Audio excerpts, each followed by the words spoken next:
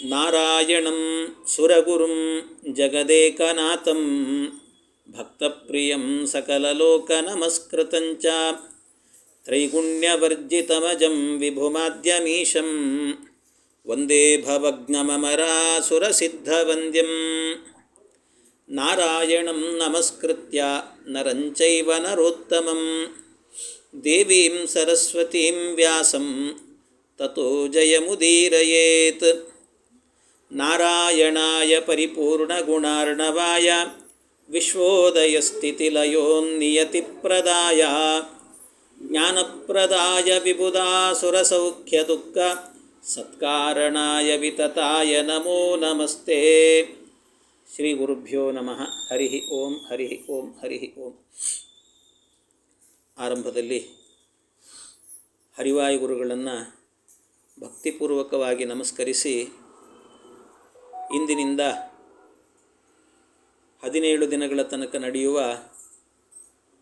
ಮಹಾಭಾರತ ಜ್ಞಾನಯಜ್ಞ ನಿರ್ವಿಘ್ನವಾಗಿ ನಡೆಯಲಿ ಅಂತ ವಿಘ್ನೇಶ್ವರಾಂತರ್ಗತ ಭಾರತೀ ರಮಣ ಮುಖ್ಯಪ್ರಾಣಾಂತರ್ಗತ ವಿಶ್ವಂಭರ ರೂಪಿ ಪರಮಾತ್ಮ ಅಭಿನ್ನನಾದ ಲಕ್ಷ್ಮೀ ನರಸಿಂಹದೇವರಲ್ಲಿ ಪ್ರಾರ್ಥನೆಯನ್ನು ಸಲ್ಲಿಸಿ ಶ್ರೀಮನ್ ಮಹಾಭಾರತದ ಅನುವಾದವನ್ನು ಆರಂಭ ಮಾಡುತ್ತಾ ಇದ್ದೇನೆ. ಶ್ರೀಮನ್ ಮಹಾಭಾರತ ಗ್ರಂಥ ಬಹಳ ದಿವ್ಯವಾದ, ಭವ್ಯವಾದ, ಹೃದ್ಯವಾದ, ಅನವದ್ಯವಾದಂಥ ಗ್ರಂಥ ಮಹಾಭಾರತ ಗ್ರಂಥ. ಬಹಳ ರೋಚಕ. ಒಂದೊಂದು ಕಥೆ, ಒಂದೊಂದು ಪ್ರಸಂಗ ಬಹಳ ರೋಚಕವಾಗಿದ್ದಾವೆ. ಮೊದಲಿಗೆ ಮಹಾಭಾರತ ಅಂತ ಹೇಳುವಾಗ 18 ಪರ್ವಗಳಿದ್ದಾವೆ ಮಹಾಭಾರತ ಗ್ರಂಥದಲ್ಲಿ. ಮೊದಲನೇ ಪರ್ವವೇ ಆದಿಪರ್ವ ಅಂತ ಕರೀತಾರೆ. ಆದಿಪರ್ವದಲ್ಲಿ ಮಹಾಭಾರತದಲ್ಲಿರುವಷ್ಟು ಗೊಂದಲಗಳು, ಸಮಸ್ಯೆಗಳು ಮತ್ತೆಲ್ಲೂ ಇಲ್ಲ. ಅಷ್ಟು ಸಮಸ್ಯೆಗಳು, ಗೊಂದಲಗಳೆಲ್ಲ ಆಗೋಗಿದ್ದಾವೆ ಮಹಾಭಾರತದ ಮೇಲೆ. ಇವತ್ತಿನ ತನಕಲೂ ಕೂಡ ಹೇಗಿದೆ ಅಂದರೆ, ಮಹಾಭಾರತ ಗ್ರಂಥ ಏನಿದೆ ಆ ಗ್ರಂಥದ ಮಂಗಳಾಚರಣೆ ಶ್ಲೋಕ ಯಾವುದು ಅಂತ ಹೇಳೋದೇ ಕಷ್ಟ. ಅಷ್ಟರ ಮಟ್ಟಿಗೆ ಸಮಸ್ಯೆ ಇದೆ. ಯಾಕೆಂದರೆ ಇವತ್ತು ನಾನು ಹಿಡಿದಂಥ ಪುಸ್ತಕದಿಂದ ಹಿಡ್ಕೊಂಡು ಯಾವುದೇ ಮಹಾಭಾರತ ಗ್ರಂಥವನ್ನು ತೆಗೆದು ನೋಡಿದರೂ ಕೂಡ ಅದರಲ್ಲಿ ಏನಿದೆ ಅಂದರೆ, ಮಂಗಳಾಚರಣೆ ಶ್ಲೋಕ ಯಾವುದು ಅಂತ ನೋಡಿದರೆ ನಾರಾಯಣಂ ನಮಸ್ಕೃತ್ಯ ನರಂ ಚೈವ ನರೋತ್ತಮಂ ದೇವೀಂ ಸರಸ್ವತೀಂ ವ್ಯಾಸಂ ತತೋ ಜಯಮುದೀರಯೇತ್. ಇದೇ ಶ್ಲೋಕ ಮಂಗಳಾಚರಣೆ ಶ್ಲೋಕ ಅಂತ ಇದೆ ಎಲ್ಲ ಕಡೆಯಲ್ಲೂ ಕೂಡ. ಅದರಲ್ಲೂ ಮತ್ತೆ ಪಾಠಭೇದ. ದೇವೀಂ ಸರಸ್ವತೀಂ ವ್ಯಾಸಂ ಅಂತ ಕೆಲವು ಕಡೆ ಆದರೆ, ಇನ್ನು ಕೆಲವು ಕಡೆ ದೇವೀಂ ಸರಸ್ವತೀಂ ಚೈವ ತತೋ ಜಯಮುದೀರಯೇತ್ ಅಂತ ಇನ್ನು ಬೇರೆ ಬೇರೆ ಬೇರೆ ರೀತಿಯಲ್ಲಿ ಹೇಳೋದು. ಹೀಗೆ ಅನೇಕ ಗೊಂದಲಗಳು. ಇದು ಮಹಾಭಾರತದ ಮಂಗಳ ಶ್ಲೋಕ ಅಂತ ಎಲ್ಲ ಕಡೆಯಲ್ಲೂ ಕೂಡ ಇವತ್ತು ಪುಸ್ತಕಗಳಲ್ಲಿ ಎಲ್ಲ ಕಡೆ ಪ್ರಿಂಟ್ ಆಗೋದೇ ಇದೇ ಶ್ಲೋಕವೇ ಪ್ರಿಂಟ್ ಆಗ್ತದೆ. ಆದರೆ ಮಹಾಭಾರತಕ್ಕೆ ಕೈ ಹಾಕಿದ ಮಹಾತ್ಮರು ಅಂದರೆ ಮಧ್ವಾಚಾರ್ಯರು ಮಾತ್ರ. ಮಹಾಭಾರತ ಗ್ರಂಥವನ್ನು ಕೂಡ ಆಲೋಡನೆ ಮಾಡಿ ಕೊಟ್ಟಂಥ ಮಹಾತ್ಮರು ಮಧ್ವಾಚಾರ್ಯರು. ಶ್ರೀಮದ್ ಆಚಾರ್ಯರು ಹೇಳ್ತಾರೆ, ನಾನು ಅನೇಕ ಇಡೀ ಭಾರತದಾದ್ಯಂತ ಎಲ್ಲ ಕಡೆಯಲ್ಲೂ ಓಡಾಡಿ ಬಂದಿದ್ದೀನಿ. ಎಲ್ಲ ಗ್ರಂಥಾಲಯಗಳಿಗೆ ಹೋಗಿದ್ದೀನಿ, ಲೈಬ್ರರಿಗಳನ್ನೆಲ್ಲ ಸರ್ಚ್ ಮಾಡಿದ್ದೇನೆ. ಪ್ರತಿಯೊಂದು ಕಡೆಗೆ ಹೋಗಿ ಹೋಗಿ ಅನೇಕ ಮಹಾಭಾರತ ಗ್ರಂಥದ ಮ್ಯಾನುಸ್ಕ್ರಿಪ್ಟ್ಗಳನ್ನೆಲ್ಲ ಹುಡುಕಿ ತಿರುವಿ ಹಾಕಿ ನೋಡಿದ್ದೀನಿ ನಾನು. ಇದನ್ನೆಲ್ಲ ನೋಡಿದಾಗ ನನಗೆ ಗೊತ್ತಿರುವಂತೆ, ನನಗೆ ವೇದವ್ಯಾಸ ದೇವರು ಪಾಠ ಮಾಡಿದಂತೆ ಮಹಾಭಾರತದ ಮಂಗಳಾಚರಣೆ ಶ್ಲೋಕ ಯಾವುದು ಅಂದರೆ ನಾರಾಯಣಂ ನಮಸ್ಕೃತ್ಯ ಅಲ್ಲ, ಮತ್ಯಾವುದು ಅಂತ ಹೇಳಿದರೆ ನಾರಾಯಣಂ ಸುರಗುರುಂ ಜಗದೇಕನಾಥಂ ಭಕ್ತಪ್ರಿಯಂ ಸಕಲಲೋಕ ನಮಸ್ಕೃತಂಚ ತ್ರೈಗುಣ್ಯವರ್ಜಿತಮಜಂ ವಿಭುಮಾದ್ಯಮೀಶಂ ವಂದೇ ಭವಗ್ನಮಮರಾಸುರಸಿದ್ಧವಂದ್ಯಂ. ಎಂಥ ಅದ್ಭುತವಾದ ಶ್ಲೋಕ. ಕೆಲವರಿಗೇನು ಹಿಡಿಸ್ಲಿಲ್ಲ. ಯಾಕೆಂದರೆ ಹರಿ ಸರ್ವೋತ್ತಮ ಅಂತ ಹೇಳುವಂಥದ್ದಕ್ಕೆ ಏನೇನು ಬೇಕು ಎಲ್ಲ ಈ ಶ್ಲೋಕದಲ್ಲೇ ಇದೆ. ಅವನು ಸರ್ವೋತ್ತಮ ಅಂತ ಹೇಳಲಿಕ್ಕೆ ಬೇಕಾದ ವಿಷಯಗಳೆಲ್ಲವೂ ಬಂದು ಹೋಗಿದ್ದಾವೆ ಇದರಲ್ಲಿ. ನಾರಾಯಣಂ ನಮಸ್ಕೃತ್ಯ, ನಾರಾಯಣನಿಗೆ ನಮಸ್ಕಾರ. ಎಂಥವನವನು ಅಂತ ಹೇಳಿದರೆ ಪರಮಾತ್ಮನನ್ನು ಜಗದೇಕನಾಥಂ, ಜಗತ್ತಿಗೆ ಅವನೊಬ್ಬನೇ ನಾಥ, ಸರ್ವೋತ್ತಮ ಅನ್ನೋದಕ್ಕೆ ಇದಕ್ಕಿಂತ ಇನ್ನೇನು ಪದ ಬೇಕು ಹೇಳ್ರಿ. ಜಗದೇಕನಾಥಂ ಮತ್ತು ಭಕ್ತಪ್ರಿಯಂ, ಎಂಥ ಕೃಷ್ಣಾವತಾರದಲ್ಲಿ ಎಷ್ಟು ಎಷ್ಟು ಜನ ಭಕ್ತರಿಗೆ ಪ್ರೀತಿಪಾತ್ರನಾಗಿ ಅನುಗ್ರಹ ಮಾಡಿದ್ದಾನೆ. ಭಕ್ತಪ್ರಿಯಂ ಸಕಲ ಲೋಕ ನಮಸ್ಕೃತಂಚ, ಸಕಲ ಲೋಕ ಅಂದರೆ ಎಲ್ಲ ಲೋಕಪಾಲಕ ದೇವತೆಗಳು, ಮನುಷ್ಯರು, ದೈತ್ಯರು ಎಲ್ಲರೂ ಕೂಡ ಅವನಿಗೆ ನಮಸ್ಕಾರ ಮಾಡ್ತಿದ್ರಂತೆ. ಎಲ್ಲರೂ ನಮಸ್ಕಾರ ಮಾಡುತ್ತಾರೆ. ಸಕಲ ಲೋಕ ನಮಸ್ಕೃತಂಚ. ಮತ್ತು ಅವನು ಪರಮಾತ್ಮ ಹೇಗಿದ್ದಾನೆ ಅಂದರೆ ಸಕಲ ಗುಣಗಳ ಗಣಿ, ಆದರೆ ಮೂರೇ ಮೂರು ಗುಣ ಇಲ್ಲಂತವನಿಗೆ. ಮೂರು ಗುಣ ಬಿಟ್ಟು ಎಲ್ಲ ಗುಣಗಳಿದ್ದಾವೆ. ಯಾವುದು ಅಂದರೆ ತ್ರೈಗುಣ್ಯವರ್ಜಿತಂ, ತ್ರೈಗುಣ್ಯವರ್ಜಿತಂ, ಸತ್ವ ರಜಸ್ಸು ತಮಸ್ಸು ಅನ್ನುವಂಥ ಮೂರು ಗುಣಗಳದ ಲೇಪ ಎನ್ನೋದಿಲ್ಲ ದೇವರಿಗೆ. ಎಲ್ಲ ಗುಣಗಳಿಂದ ತುಂಬಿದ್ದಾನಂತೆ ಪರಮಾತ್ಮ. ತ್ರೈಗುಣ್ಯವರ್ಜಿತಂ ಅಜಂ, ಹುಟ್ಟಿಲ್ಲ ಅವನಿಗೆ ಪರಮಾತ್ಮನಿಗೆ. ಅಜಂ ಈಶಂ, ಸರ್ವೋತ್ತಮನಾಗಿದ್ದಾನೆ ಭಗವಂತ ಅಂತ ಹೇಳುತ್ತಾರೆ. ಪರಮಾತ್ಮ ಸರ್ವೋತ್ತಮನಾಗಿದ್ದಾನಂತೆ ದೇವರು. ಅಜಂ ವಿಭುಂ, ವ್ಯಾಪ್ತನಾಗಿದ್ದಾನೆ ಪರಮಾತ್ಮ ವಿಭುಂ. ಆಮೇಲೆ ಆದ್ಯಂ, ಆದ್ಯಂ ಅವನೇ ಆದಿ, ಅವನಿಗೆ ಅಂತ್ಯ ಇಲ್ಲ ಏನಿಲ್ಲ, ಅವನೇ ಆದಿ, ಎಲ್ಲದಕ್ಕೂ ಇಡೀ ಲೋಕಕ್ಕೆ ಅವನೇ ಆದಿ, ಎಲ್ಲದಕ್ಕೂ ಕೂಡ ಆದಿ ಅವನೇ ಪರಮಾತ್ಮ. ಈಶಂ, ಸರ್ವೋತ್ತಮನಾಗಿದ್ದಾನೆ, ಈಶನಾಗಿದ್ದಾನೆ ಅವನು ಭಗವಂತ, ಎಲ್ಲರಿಗೂ ಒಡೆಯನಾಗಿದ್ದಾನೆ. ಅಂತಹ ಭಗವಂತನಿಗೆ ಒಂದೇ ನಮಸ್ಕಾರ ಮಾಡುತ್ತೀನಿ. ಇನ್ನೆಂಥವನು ಭವಗ್ನಮರಾಸುರ ಸಿದ್ಧ ವಂದ್ಯಂ. ಭವಗ್ನಂ, ಭವಗ್ನಂ ಅಂದರೆ ಅಮರಾಸುರ ಸಿದ್ಧ ವಂದ್ಯಂ ಅಂತ ಹೇಳುತ್ತಾರೆ. ಅಮರ, ಅಸುರ, ಸಿದ್ಧ ಇವರೆಲ್ಲರಿಂದಲೂ ಕೂಡ ವಂದ್ಯನಾಗಿದ್ದಾನೆ ಪರಮಾತ್ಮ ಅಂತ. ಅಮರ ಅಂದರೆ ದೇವತೆಗಳು, ಗೊತ್ತೇ ಇದೆ, ಅಮರರು ದೇವತೆಗಳಿಂದ ವಂದ್ಯನಾಗಿದ್ದಾನೆ ಪರಮಾತ್ಮ. ಅಷ್ಟೇ ಅಲ್ಲ, ಅಸುರರಿಂದ ವಂದ್ಯನಾಗಿದ್ದಾನೆ ಅಂತ ಹೇಳುತ್ತಾರೆ. ಒಂದು ಅಸುರರಿಂದ ಅಂದರೆ ದೈತ್ಯರಿಂದ ಅಂತ ಅರ್ಥ ಬಿಟ್ಟು ಹೇಳಲಿಕ್ಕೆ ಬರ್ತದೆ. ಅಸುರರು ಅಂತಂದರೆ ಒಂದು, ದೈತ್ಯರು ಅಂದರೆ ದೈತ್ಯರ ಕುಲದಲ್ಲಿ ಬಂದವರು, ಪ್ರಹ್ಲಾದರಾಜರು ಮೊದಲಾದವರೆಲ್ಲ ಎಲ್ಲರೂ ನಮಸ್ಕಾರ ಮಾಡಿದ್ದಾರೆ ಭಗವಂತನಿಗೆ. ಆದ್ದರಿಂದ ಅಸುರರಿಂದಲೂ ವಂದ್ಯ ಅಂತ. ಇನ್ನೊಂದು ಅರ್ಥ ಏನು ಅಂದರೆ ಅಸುರ ಅಂತನ್ನೋದಕ್ಕೆ ತತ್ವಾಭಿಮಾನಿ ದೇವತೆಗಳು ಅಂತ ಅರ್ಥ. ಅಸು, ಅಸು ಅಂತ ಹೇಳಿದರೆ ತತ್ವ, ರ ಅಂದರೆ ಆ ತತ್ವಗಳಲ್ಲಿ ಆಟ ಆಡುವಂಥ, ರಮಣ ಮಾಡುವಂಥ ದೇವತೆಗಳು ಅಂತ ಅರ್ಥ. ಆದ್ದರಿಂದ ಅಸುರ ಅಂದರೆ ತತ್ವಾಭಿಮಾನಿ ದೇವತೆಗಳು, ಆ ದೇವತೆಗಳಿಂದಲೂ ಕೂಡ ವಂದ್ಯನಾಗಿದ್ದಾನೆ. ಇನ್ನು ಅಮರ, ಅಸುರ, ಸಿದ್ಧ, ಸಿದ್ಧ ಅಂತ ಹೇಳಿದರೆ ಮುಕ್ತರು ಅಂತ ಅರ್ಥ. ಮುಕ್ತರು, ಮುಕ್ತರಿಂದಲೂ ಕೂಡ ಭಗವಂತ ವಂದ್ಯನಾಗಿದ್ದಾನೆ ಪರಮಾತ್ಮ ಅಂತ. ಇನ್ನು ಮುಕ್ತರಿಂದ ವಂದ್ಯನಾಗಿದ್ದಾನೆ ಅಂದ ಮೇಲಿನ ಸಂಸಾರಸ್ಥರಿಂದ ವಂದ್ಯನಾಗಿದ್ದಾನೆ ಅಂತ ಹೇಳಬೇಕೇನು? ಮತ್ತೆ ಆ ಮುಕ್ತರೇನೇ ಎಲ್ಲ ಬಂಧನಗಳನ್ನು ಬಿಡಿಸಿಕೊಂಡಂತಹ ಮುಕ್ತರೂ ಇವನಿಗೆ ನಮಸ್ಕಾರ ಮಾಡುತ್ತಾರೆ ಅಂದ ಮೇಲೆ ಇನ್ನು ಸಂಸಾರದಲ್ಲಿರೋರು ಮಾಡ್ತಾರೆ ಅಂತ ಹೇಳಬೇಕೇನು? ಎಲ್ಲರೂ ಮಾಡೇ ಮಾಡುತ್ತಾರೆ.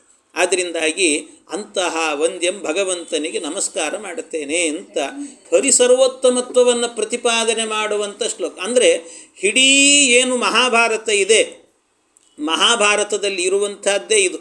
ಮಹಾಭಾರತದಲ್ಲಿ ಏನಿದೆ ಅಂತಂದರೆ ಹರಿ ಸರ್ವೋತ್ತಮತ್ವವನ್ನೇ ಪ್ರತಿಪಾದನೆ ಮಾಡಿದ್ದಾರೆ. ಇಡೀ ಮಹಾಭಾರತ ಗ್ರಂಥದಲ್ಲಿ ಕೃಷ್ಣನ ಪಾರಮ್ಯವನ್ನು ಹೇಳಿರುವಂಥ ದಿವ್ಯವಾದಂಥ ಗ್ರಂಥ ಈ ಗ್ರಂಥ ಅಂತ ಹೇಳ್ತಾರೆ. ಇದು ಆದಮೇಲಿರುವಂಥ ಶ್ಲೋಕ ಯಾವುದು ಅಂತಂದರೆ ನಾರಾಯಣಂ ನಮಸ್ಕೃತ್ಯ ನರಂಚೈವ ನರೋತ್ತಮಂ ದೇವೀಂ ಸರಸ್ವತೀಂ ವ್ಯಾಸಂ ತಥೋ ಜಯಮುದೀರಯೇತ್. ಆಮೇಲೆ ನಾರಾಯಣಂ ನಮಸ್ಕೃತ್ಯ, ಭಗವಂತನಿಗೆ ನಮಸ್ಕಾರ ಅಂತ ಹೇಳಿದ್ದಾರೆ. ಅಲ್ಲದೇನೆ ಮತ್ತೆ ನರಂಚೈವ ನರೋತ್ತಮಂ, ನರನಿಗೆ ನಮಸ್ಕಾರ, ನರೋತ್ತಮನಿಗೆ ನಮಸ್ಕಾರ, ದೇವಿಗೆ ನಮಸ್ಕಾರ, ಸರಸ್ವತಿಗೆ ನಮಸ್ಕಾರ, ವ್ಯಾಸರಿಗೆ. ಇಲ್ಲಿ ಚೈವ ಅಂತ ಕೆಲವು ಕಡೆ ಪಾಠ ಇದೆ, ಆದರೆ ಮಧ್ವಾಚಾರ್ಯರ ಪಾಠದ ಪ್ರಕಾರ ದೇವೀಂ ಸರಸ್ವತೀಂ ವ್ಯಾಸಂ, ದೇವೀಂ ಸರಸ್ವತೀಂ ಚೈವ ಅಂತಿಲ್ಲ ಮಧ್ವಾಚಾರ್ಯರ ಪ್ರಕಾರ. ಮಧ್ವಾಚಾರ್ಯರ ಪಾಠದ ಪ್ರಕಾರ ವ್ಯಾಸಂ ಅಂತ, ವ್ಯಾಸರಿಗೆ ನಮಸ್ಕಾರ ಅಂತ. ತಥೋ ಜಯ ಮುದೀರಯೇತ್, ಆಮೇಲೆ ಜಯವನ್ನು ಹೇಳಬೇಕು ಅಂತ. ಜಯ ಅಂತ ಹೇಳಿದರೆ ಜಯೋ ನಾಮ ಇತಿಹಾಸೋಯಂ, ಜಯ ಅನ್ನುವಂಥ ಶಬ್ದಕ್ಕೆ ಅರ್ಥ ಏನು ಅಂದರೆ ಮಹಾಭಾರತ ಅಂತ, ಇತಿಹಾಸ ಅಂತ ಅರ್ಥ ಜಯ ಶಬ್ದಕ್ಕೆ. ಆದ್ದರಿಂದ ಜಯವನ್ನು ಹೇಳ್ರಿ ಅಂತ ಹೇಳ್ತಿದ್ದಾರೆ. ಈ ಜಯವನ್ನು ಹೇಳ್ರಿ ಅನ್ನುವಾಗ ಇಲ್ಲಿ ಬಹಳ ಚೆನ್ನಾಗಿ ಹೇಳಿದ್ದಾರೆ, ನಾರಾಯಣಂ ನಮಸ್ಕೃತ್ಯ. ಯಾಕೆ ಅಂದರೆ ಇಡೀ ಗ್ರಂಥದಿಂದ ಪ್ರತಿಪಾದ್ಯನಾದಂಥ ದೇವತೆ ಯಾರು ಅಂದರೆ ಶ್ರೀಮನ್ನಾರಾಯಣ. ಆದ್ದರಿಂದ ಮೊದಲು ಅವನಿಗೆ ನಮಸ್ಕಾರವನ್ನು ಮಾಡಬೇಕು, ನಾರಾಯಣಂ ನಮಸ್ಕೃತ್ಯ. ಆಮೇಲೆ ನರಂಚೈವ ನರೋತ್ತಮಂ ಅಂತ, ನರಂಚೈವ ನರೋತ್ತಮಂ ಅಂತಂದರೆ ಅರ್ಥ ಏನು ಅಂದರೆ ನರಂ ಅಂತ ಹೇಳಿದರೆ ಶೇಷದೇವರು ಅಂತ ಅರ್ಥ. ಶೇಷದೇವರಿಗೆ ನಮಸ್ಕಾರ ಮಾಡಬೇಕು. ಯಾಕೆ ಅಂದರೆ ಶೇಷೋ ವ್ಯಾಖ್ಯಾನ ಗೋಚರ ಅಂತ ಹೇಳುತ್ತಾರೆ. ನಾವು ಯಾವುದಾದ್ರೂ ಗ್ರಂಥ ಅಧ್ಯಯನ ಮಾಡಬೇಕಾದ್ರೆ ಕೆಲವೊಂದು ಪದಗಳಿಗೆ ಅರ್ಥ ಆಗೋದಿಲ್ಲ ನಮಗೆ. ಆಗ ವ್ಯಾಖ್ಯಾನವನ್ನು ನೋಡುತ್ತೇವೆ. ವ್ಯಾಖ್ಯಾನವನ್ನು ನೋಡಿದಾಗ ಆ ವ್ಯಾಖ್ಯಾನದಿಂದ ಅರ್ಥ, ಆದರೆ ವ್ಯಾಖ್ಯಾನ ಓದಿದರೂ ಅರ್ಥ ಆಗಲ್ಲ ಕೆಲವರಿಗೆ. ಯಾಕೆ ಅಂದರೆ ಅವರಿಗೆ ಶೇಷದೇವರ ಅನುಗ್ರಹ ಇಲ್ಲ ಅಂತ ಅರ್ಥ. ಅದಕ್ಕೋಸ್ಕರವಾಗಿ ಪರಿವಾರತೆಯ ಶೇಷದೇವರನ್ನು ಕೂಡ ಉಪಾಸನೆ ಮಾಡಬೇಕು. ಎಲ್ಲರೂ ಏನು ತಿಳ್ಕೊಂಡ್ಬಿಟ್ಟಿರ್ತಾರೆ ಅಂದರೆ ಹರಿ ಸರ್ವೋತ್ತಮ ಅಂತ ಮಧ್ವ ಸಿದ್ಧಾಂತ, ಆದ್ದರಿಂದ ಹರಿ ಸರ್ವೋತ್ತಮ ವಾಯು ಜೀವೋತ್ತಮ ಇಬ್ಬರನ್ನು ಕೊಂಡಾಡಿಬಿಟ್ರೆ ಮುಗೀತು ಅಂತ ತಿಳ್ಕೊಂಡ್ಬಿಟ್ಟಿರ್ತಾರೆ. ಇನ್ನು ಉಳಿದವ್ರನ್ನೆಲ್ಲ ಬಿಟ್ಟೇ ಬಿಟ್ಟಿರ್ತಾರೆ. ಹಂಗೆ ಬಿಡಬಾರ್ದು. ನಮಗೆ ಮಧ್ವಾಚಾರ್ಯ ಅನುಯಾಯಿಗಳು ಅಂತ ಯಾರಿದ್ದಾರೆ ಅವರಿಗೆಲ್ಲರಿಗೂ ಕೂಡ ಹಾಗೆ ಹರಿ ಸರ್ವೋತ್ತಮ ವಾಯು ಜೀವೋತ್ತಮನೋ ಅದೇ ರೀತಿ ಪರಿವಾರತೆಯ ಎಲ್ಲ ದೇವತೆಗಳಿಗೂ ಕೂಡ ಎಲ್ಲರೂ ನಮ್ಯರೇ ಆಗಿದ್ದಾರೆ. ಎಲ್ರಿಗೂ ನಮಸ್ಕಾರ ಮಾಡಬೇಕು, ಎಲ್ಲರನ್ನೂ ಆರಾಧನೆ ಮಾಡಬೇಕಂತೆ. ಏನೋ ಮಧ್ವನವಮಿ ಬಂತು, ಬಹಳ ಉತ್ಸವ ಮಾಡಿದ್ವಿ, ಅದೇ ಏನಾದರೂ ನಾಗರ ಪಂಚಮಿ ಬಂತು ಅಂದರೆ ಅದನ್ನು ಸರಿ ಮಾಡೋದಿಲ್ಲ ಅಂದರೆ ಆ ದೇವತೆಗಳು ಸಿಟ್ಟಾಗಿ ಬಿಡ್ತಾರಂತೆ. ಆದ್ದರಿಂದ ಅವರ ಅನುಗ್ರಹವೂ ಕೂಡ ಬೇಕು ಅಂತ ಹೇಳುತ್ತಾರೆ. ಹಾಗೆ ಎಲ್ಲರ ಅನುಗ್ರಹ, ಅದಕ್ಕೋಸ್ಕರ ನರಂ ಅವನ ಅನುಗ್ರಹ ಆಯಿತು ಅಂದರೆ ಇರುವಂಥ ವ್ಯಾಖ್ಯಾನಗಳು ಕೂಡ ಅರ್ಥ ಆಗ್ತದಂತೆ. ಅದಕ್ಕೋಸ್ಕರವಾಗಿ ಶೇಷೋ ವ್ಯಾಖ್ಯಾನ ಗೋಚರಂ, ಅವನು ವ್ಯಾಖ್ಯಾನಗಳನ್ನು ಅರ್ಥ ಮಾಡಿಸ್ತಾನೆ. ಇನ್ನು ನರೋತ್ತಮಂ ಅಂತ ಹೇಳಿದರು. ನರೋತ್ತಮಂ ಅಂತ ಹೇಳಿದರೆ ಈ ಇಡೀ ತತ್ವಜ್ಞಾನ ಏನಿದೆಯಲ್ಲ, ತತ್ವಜ್ಞಾನಕ್ಕೆ ಅಧ್ಯಕ್ಷರು ಯಾರು ಅಂತಂದರೆ ಅದು ವಾಯುದೇವರಂತೆ. ನರೋತ್ತಮ ಅಂತಂದರೆ ಜೀವೋತ್ತಮ ಅಂತ ಅರ್ಥ, ಜೀವೋತ್ತಮ. ಹಾಗಾಗಿ ಜೀವೋತ್ತಮರಾಗಿರುವಂತಹ ಏನು ವಾಯುದೇವರಿದ್ದಾರೆ, ತತ್ವಜ್ಞಾನಕ್ಕೇನೆ ಅವರು ವಿಶೇಷವಾಗಿರುವಂಥ ಅಧ್ಯಕ್ಷರು. ಆದ್ದರಿಂದ ಅವರ ಅನುಗ್ರಹ ಎನ್ನುವಂಥದ್ದು ಬೇಕು, ಅವರ ಅನುಗ್ರಹದಿಂದ ಅಧ್ಯಯನ ಮಾಡಬೇಕು. ದೇವೀಂ ಅಂತ ಹೇಳಿದರೆ ಅದು ಲಕ್ಷ್ಮೀದೇವಿ ಅಂತ ಅರ್ಥ. ಲಕ್ಷ್ಮೀದೇವಿಗೆ ಯಾಕೆ ಅಂದರೆ ಸಕಲ ವಾಂಗ್ಮನೋದೇವತೆ ಅವಳು ಲಕ್ಷ್ಮೀದೇವಿ ಅಂತಂದರೆ. ಹಾಗಾಗಿ ಸಕಲ ವಾಂಗ್ಮನೋದೇವತೆ ಆದ್ದರಿಂದ ಅವಳ ಅನುಗ್ರಹ ಎನ್ನುವಂಥದ್ದು ಇಲ್ಲದೇನೆ ನಮ್ಮ ಮಾತು ಶುದ್ಧ ಆಗಬೇಕು, ಮನಸ್ಸು ಶುದ್ಧ ಆಗಬೇಕು. ಇದೆಲ್ಲ ಆಯಿತು ಅಂದರೆ ಮಾತ್ರ ಆ ಗ್ರಂಥ ಅರ್ಥ ಆಗ್ತದೆ ನಮಗೆ. ಇಲ್ಲದಿದ್ದರೆ ಅರ್ಥ ಆಗೋದಿಲ್ಲ. ಮನಸ್ಸಿನಲ್ಲೆಲ್ಲ ಕೊಳಕೆ ತುಂಬಿಟ್ಟುಕೊಂಡು ಮಹಾಭಾರತ ಅಧ್ಯಯನ ಮಾಡ್ತೀವಿ ಅಂದರೆ ಒಳಗೆ ಹೋಗೋದಿಲ್ಲ ಅಂತದ್ದು, ಒಳಗೆ ಹೋಗಲ್ಲ. ಆದ್ದರಿಂದಾಗಿ ಅವರ ಅನುಗ್ರಹ ಬೇಕಾಗ್ತದೆ. ಆದ್ದರಿಂದ ಲಕ್ಷ್ಮೀದೇವಿಗೆ ನಮಸ್ಕಾರ. ಸರಸ್ವತೀ ದೇವಿಯರಿಗೆ ಯಾಕೆ ಅಂದರೆ ಅವರು ವಿದ್ಯಾಭಿಮಾನಿಗಳಾದ್ದರಿಂದ ವಿದ್ಯೆ ಒಲಿಬೇಕು ಅಂತಾದರೆ ಅವರ ಅನುಗ್ರಹ ಬೇಕು. ಅವರನ್ನು ಕೂಡ ನಮಸ್ಕಾರ ಮಾಡುತ್ತೇನೆ.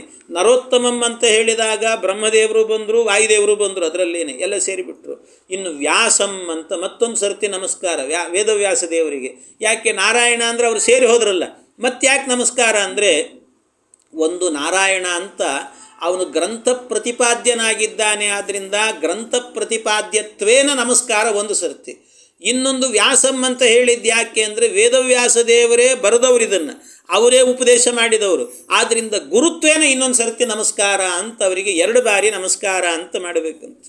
ಆದರೆ ಈ ಶ್ಲೋಕದಲ್ಲಿ ಇನ್ನೊಂದು ವೈಶಿಷ್ಟ್ಯ ಏನು ಅಂತಂದರೆ ನೀವು ನೋಡ್ರಿ, ಗಮನಿಸ್ರಿ, ಎಲ್ಲೂ ಕೂಡ ತಾರತಮ್ಯವನ್ನು ಅನುಸರಿಸಿಲ್ಲ. ತಾರತಮ್ಯವೇ ಇಲ್ಲ ಇದರಲ್ಲಿ. ಶ್ಲೋಕ ನಾರಾಯಣಂ ನಮಸ್ಕೃತ್ಯ ನರಂಚೈವ ನರೋತ್ತಮಂ. ಮೊದಲಿಗೆ ನಾರಾಯಣ ಸರ್ವೋತ್ತಮನಿಗೆ ಹೇಳಿದರು, ಆಮೇಲೆ ಹೇಳಿದ್ದು ಯಾರಿಗೆ ಅಂತಂದರೆ ನರಂಚೈವ ಅಂದರೆ ಶೇಷದೇವರಿಗೆ ನಮಸ್ಕಾರ, ಆಮೇಲೆ ನರೋತ್ತಮಂ ಅಂತ ಹೇಳುತ್ತಾರೆ. ಏನು ವೇದವ್ಯಾಸ ದೇವರಿಗೆ ಒಂದು ತಾರತಮ್ಯ ಕ್ರಮವಾಗಿ ಒಂದು ಶ್ಲೋಕ ರಚನೆ ಮಾಡಲಿಕ್ಕೆ ಬರ್ತಿರ್ಲಿಲ್ವ? ಎಷ್ಟೋ ಬರೆದಂಥ ಮಹಾತ್ಮರು ತಾರತಮ್ಯಕ್ಕೆ ಅನುಗುಣವಾಗಿ ಒಂದು ಶ್ಲೋಕ ರಚನೆ ಮಾಡಲಿಕ್ಕೆ ಬರ್ತಿರ್ಲಿಲ್ವೇನು ಅವರಿಗೆ?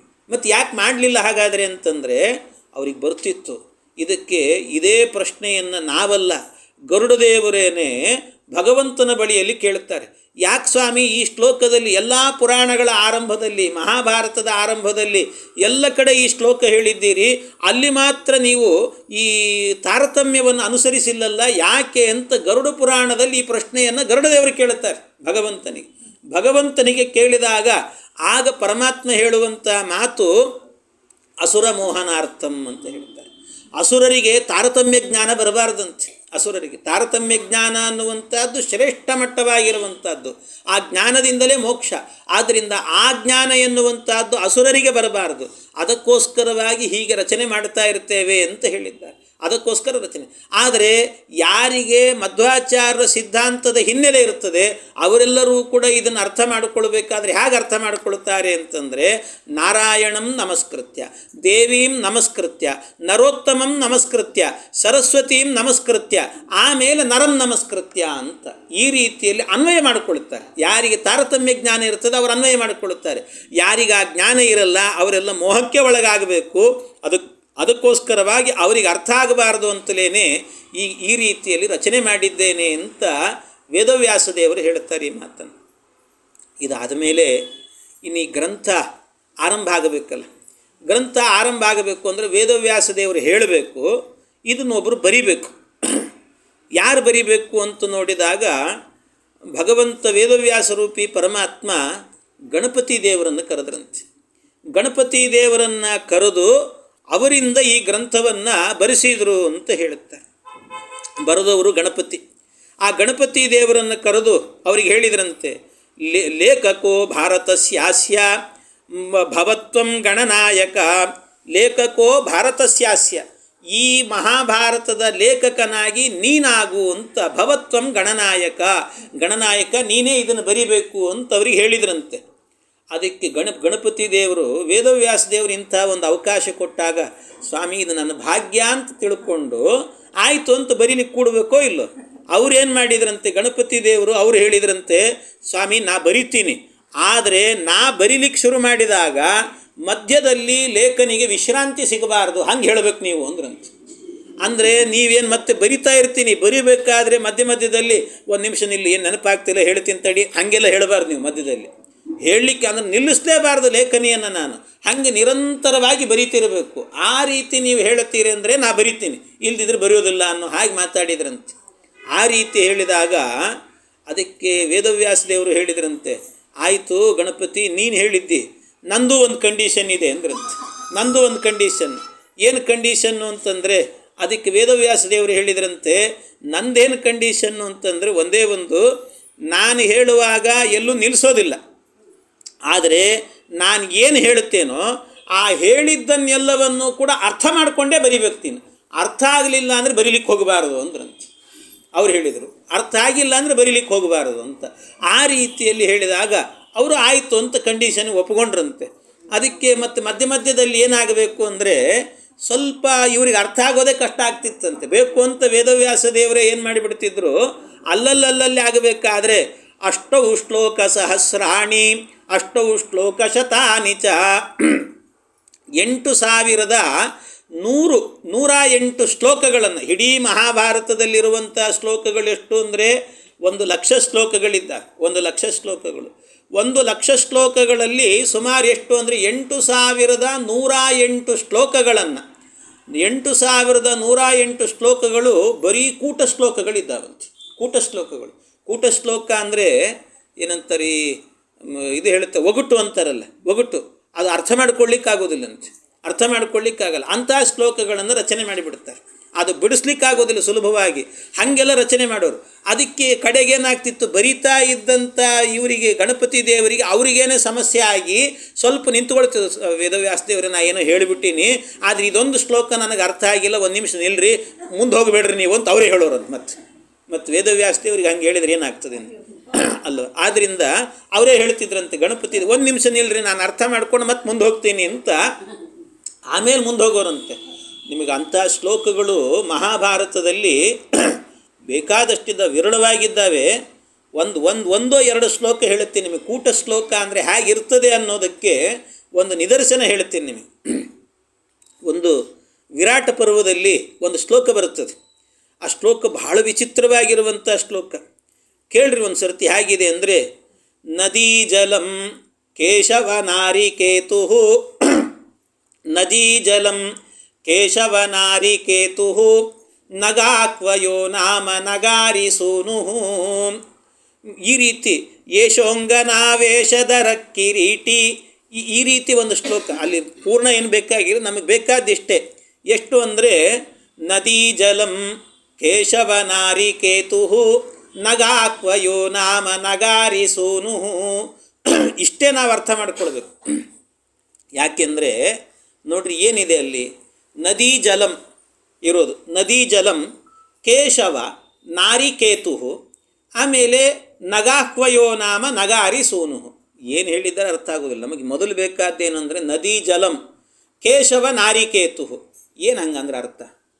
ನದಿ ಜಲಂ ಅಂದರೆ ನದಿ ನೀರು, ಕೇಶವ ನಾರಿಕೇತು ಅಂತಂದರೆ ಕೇಶವ ಅಂದರೆ ಭಗವಂತ ಕೃಷ್ಣ, ನಾರಿ ಅಂದರೆ ಹೆಂಡತಿ, ಕೇತು ಅಂದರೆ ಧ್ವಜ ಅಂತ ಅರ್ಥ.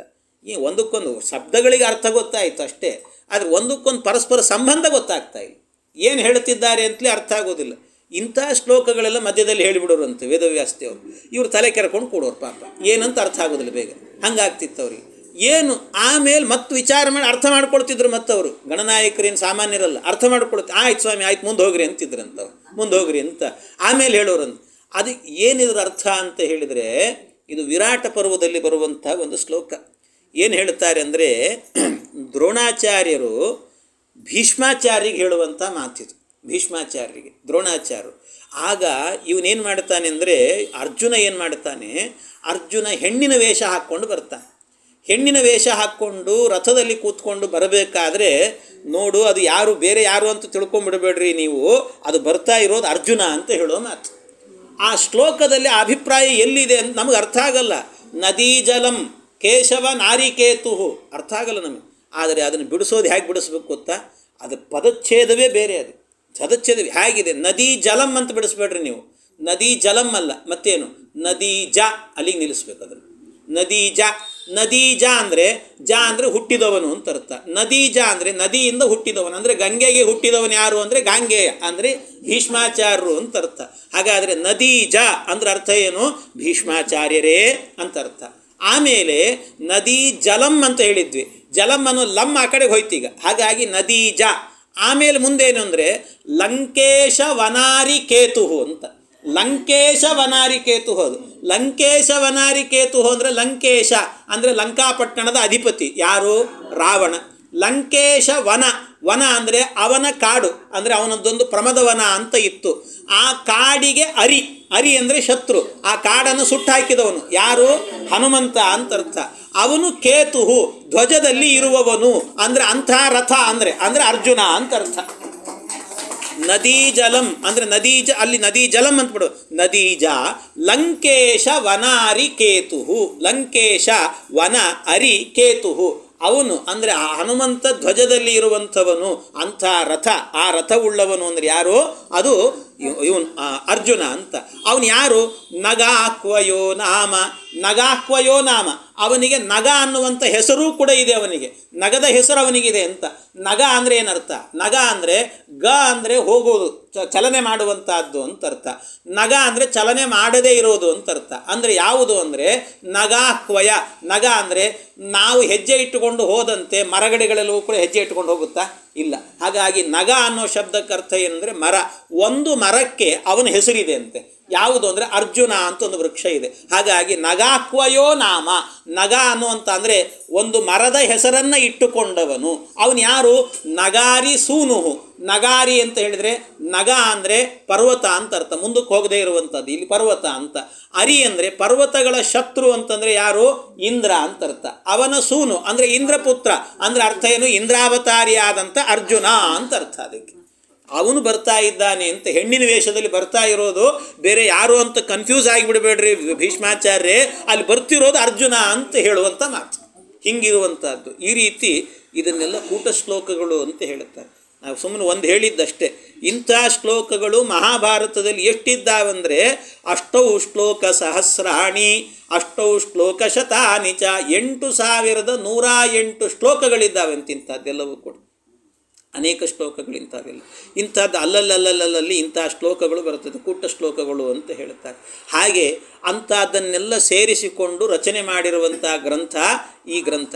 ಹೇಳಿದವರು ವೇದವ್ಯಾಸ ದೇವರು, ಬರೆದವರು ಗಣನಾಯಕರು ಅಂತ ಗಣಪತಿ ದೇವರು. ಆದ್ದರಿಂದ ಇದನ್ನು ಹೇಳಬೇಕಾದ್ರೆ ಕೆಲವರೆಲ್ಲ ವಾದ ಮಾಡೋರಿದ್ದಾರೆ, ಗಣಪತಿ ದೇವರು ಬರೆದದ್ದಲ್ಲ ಈ ಗ್ರಂಥ ಹಾಗೆ ಹೀಗೆ ಅಂತ ಹೇಳೋರಿದ್ದಾರೆ. ಆದರೆ ಇದು ಹರಿಕಥಾಮೃತ ಸಾರಕಾರರಾದಂತಹ ಏನು ಜಗನ್ನಾಥದಾಸರಿದ್ದಾರೆ, ಅವರಂತೂ ಒಪ್ಪಿಕೊಂಡಿದ್ದಾರೆ. ಯಾಕೆಂದ್ರೆ ಲೇಖಕಾಗ್ರಣಿ ಅಂತ ಅವರೇ ಹೇಳ್ತಾರೆ. ಹೇಳಬೇಕಾದ್ರೆ ಆ ಮಹಾಭಾರತವನ್ನು ಬರೆದಂಥ ಲೇಖಕಾಗ್ರಣಿ ಅಂತ ಅವರು ಹೇಳಿದ್ದಾರೆ. ಆದ್ದರಿಂದ ಮಹಾತ್ಮರು ಹೇಳಿದ್ದಾರೆ, ಆದ್ದರಿಂದ ಒಪ್ಪುವಂಥದ್ದು.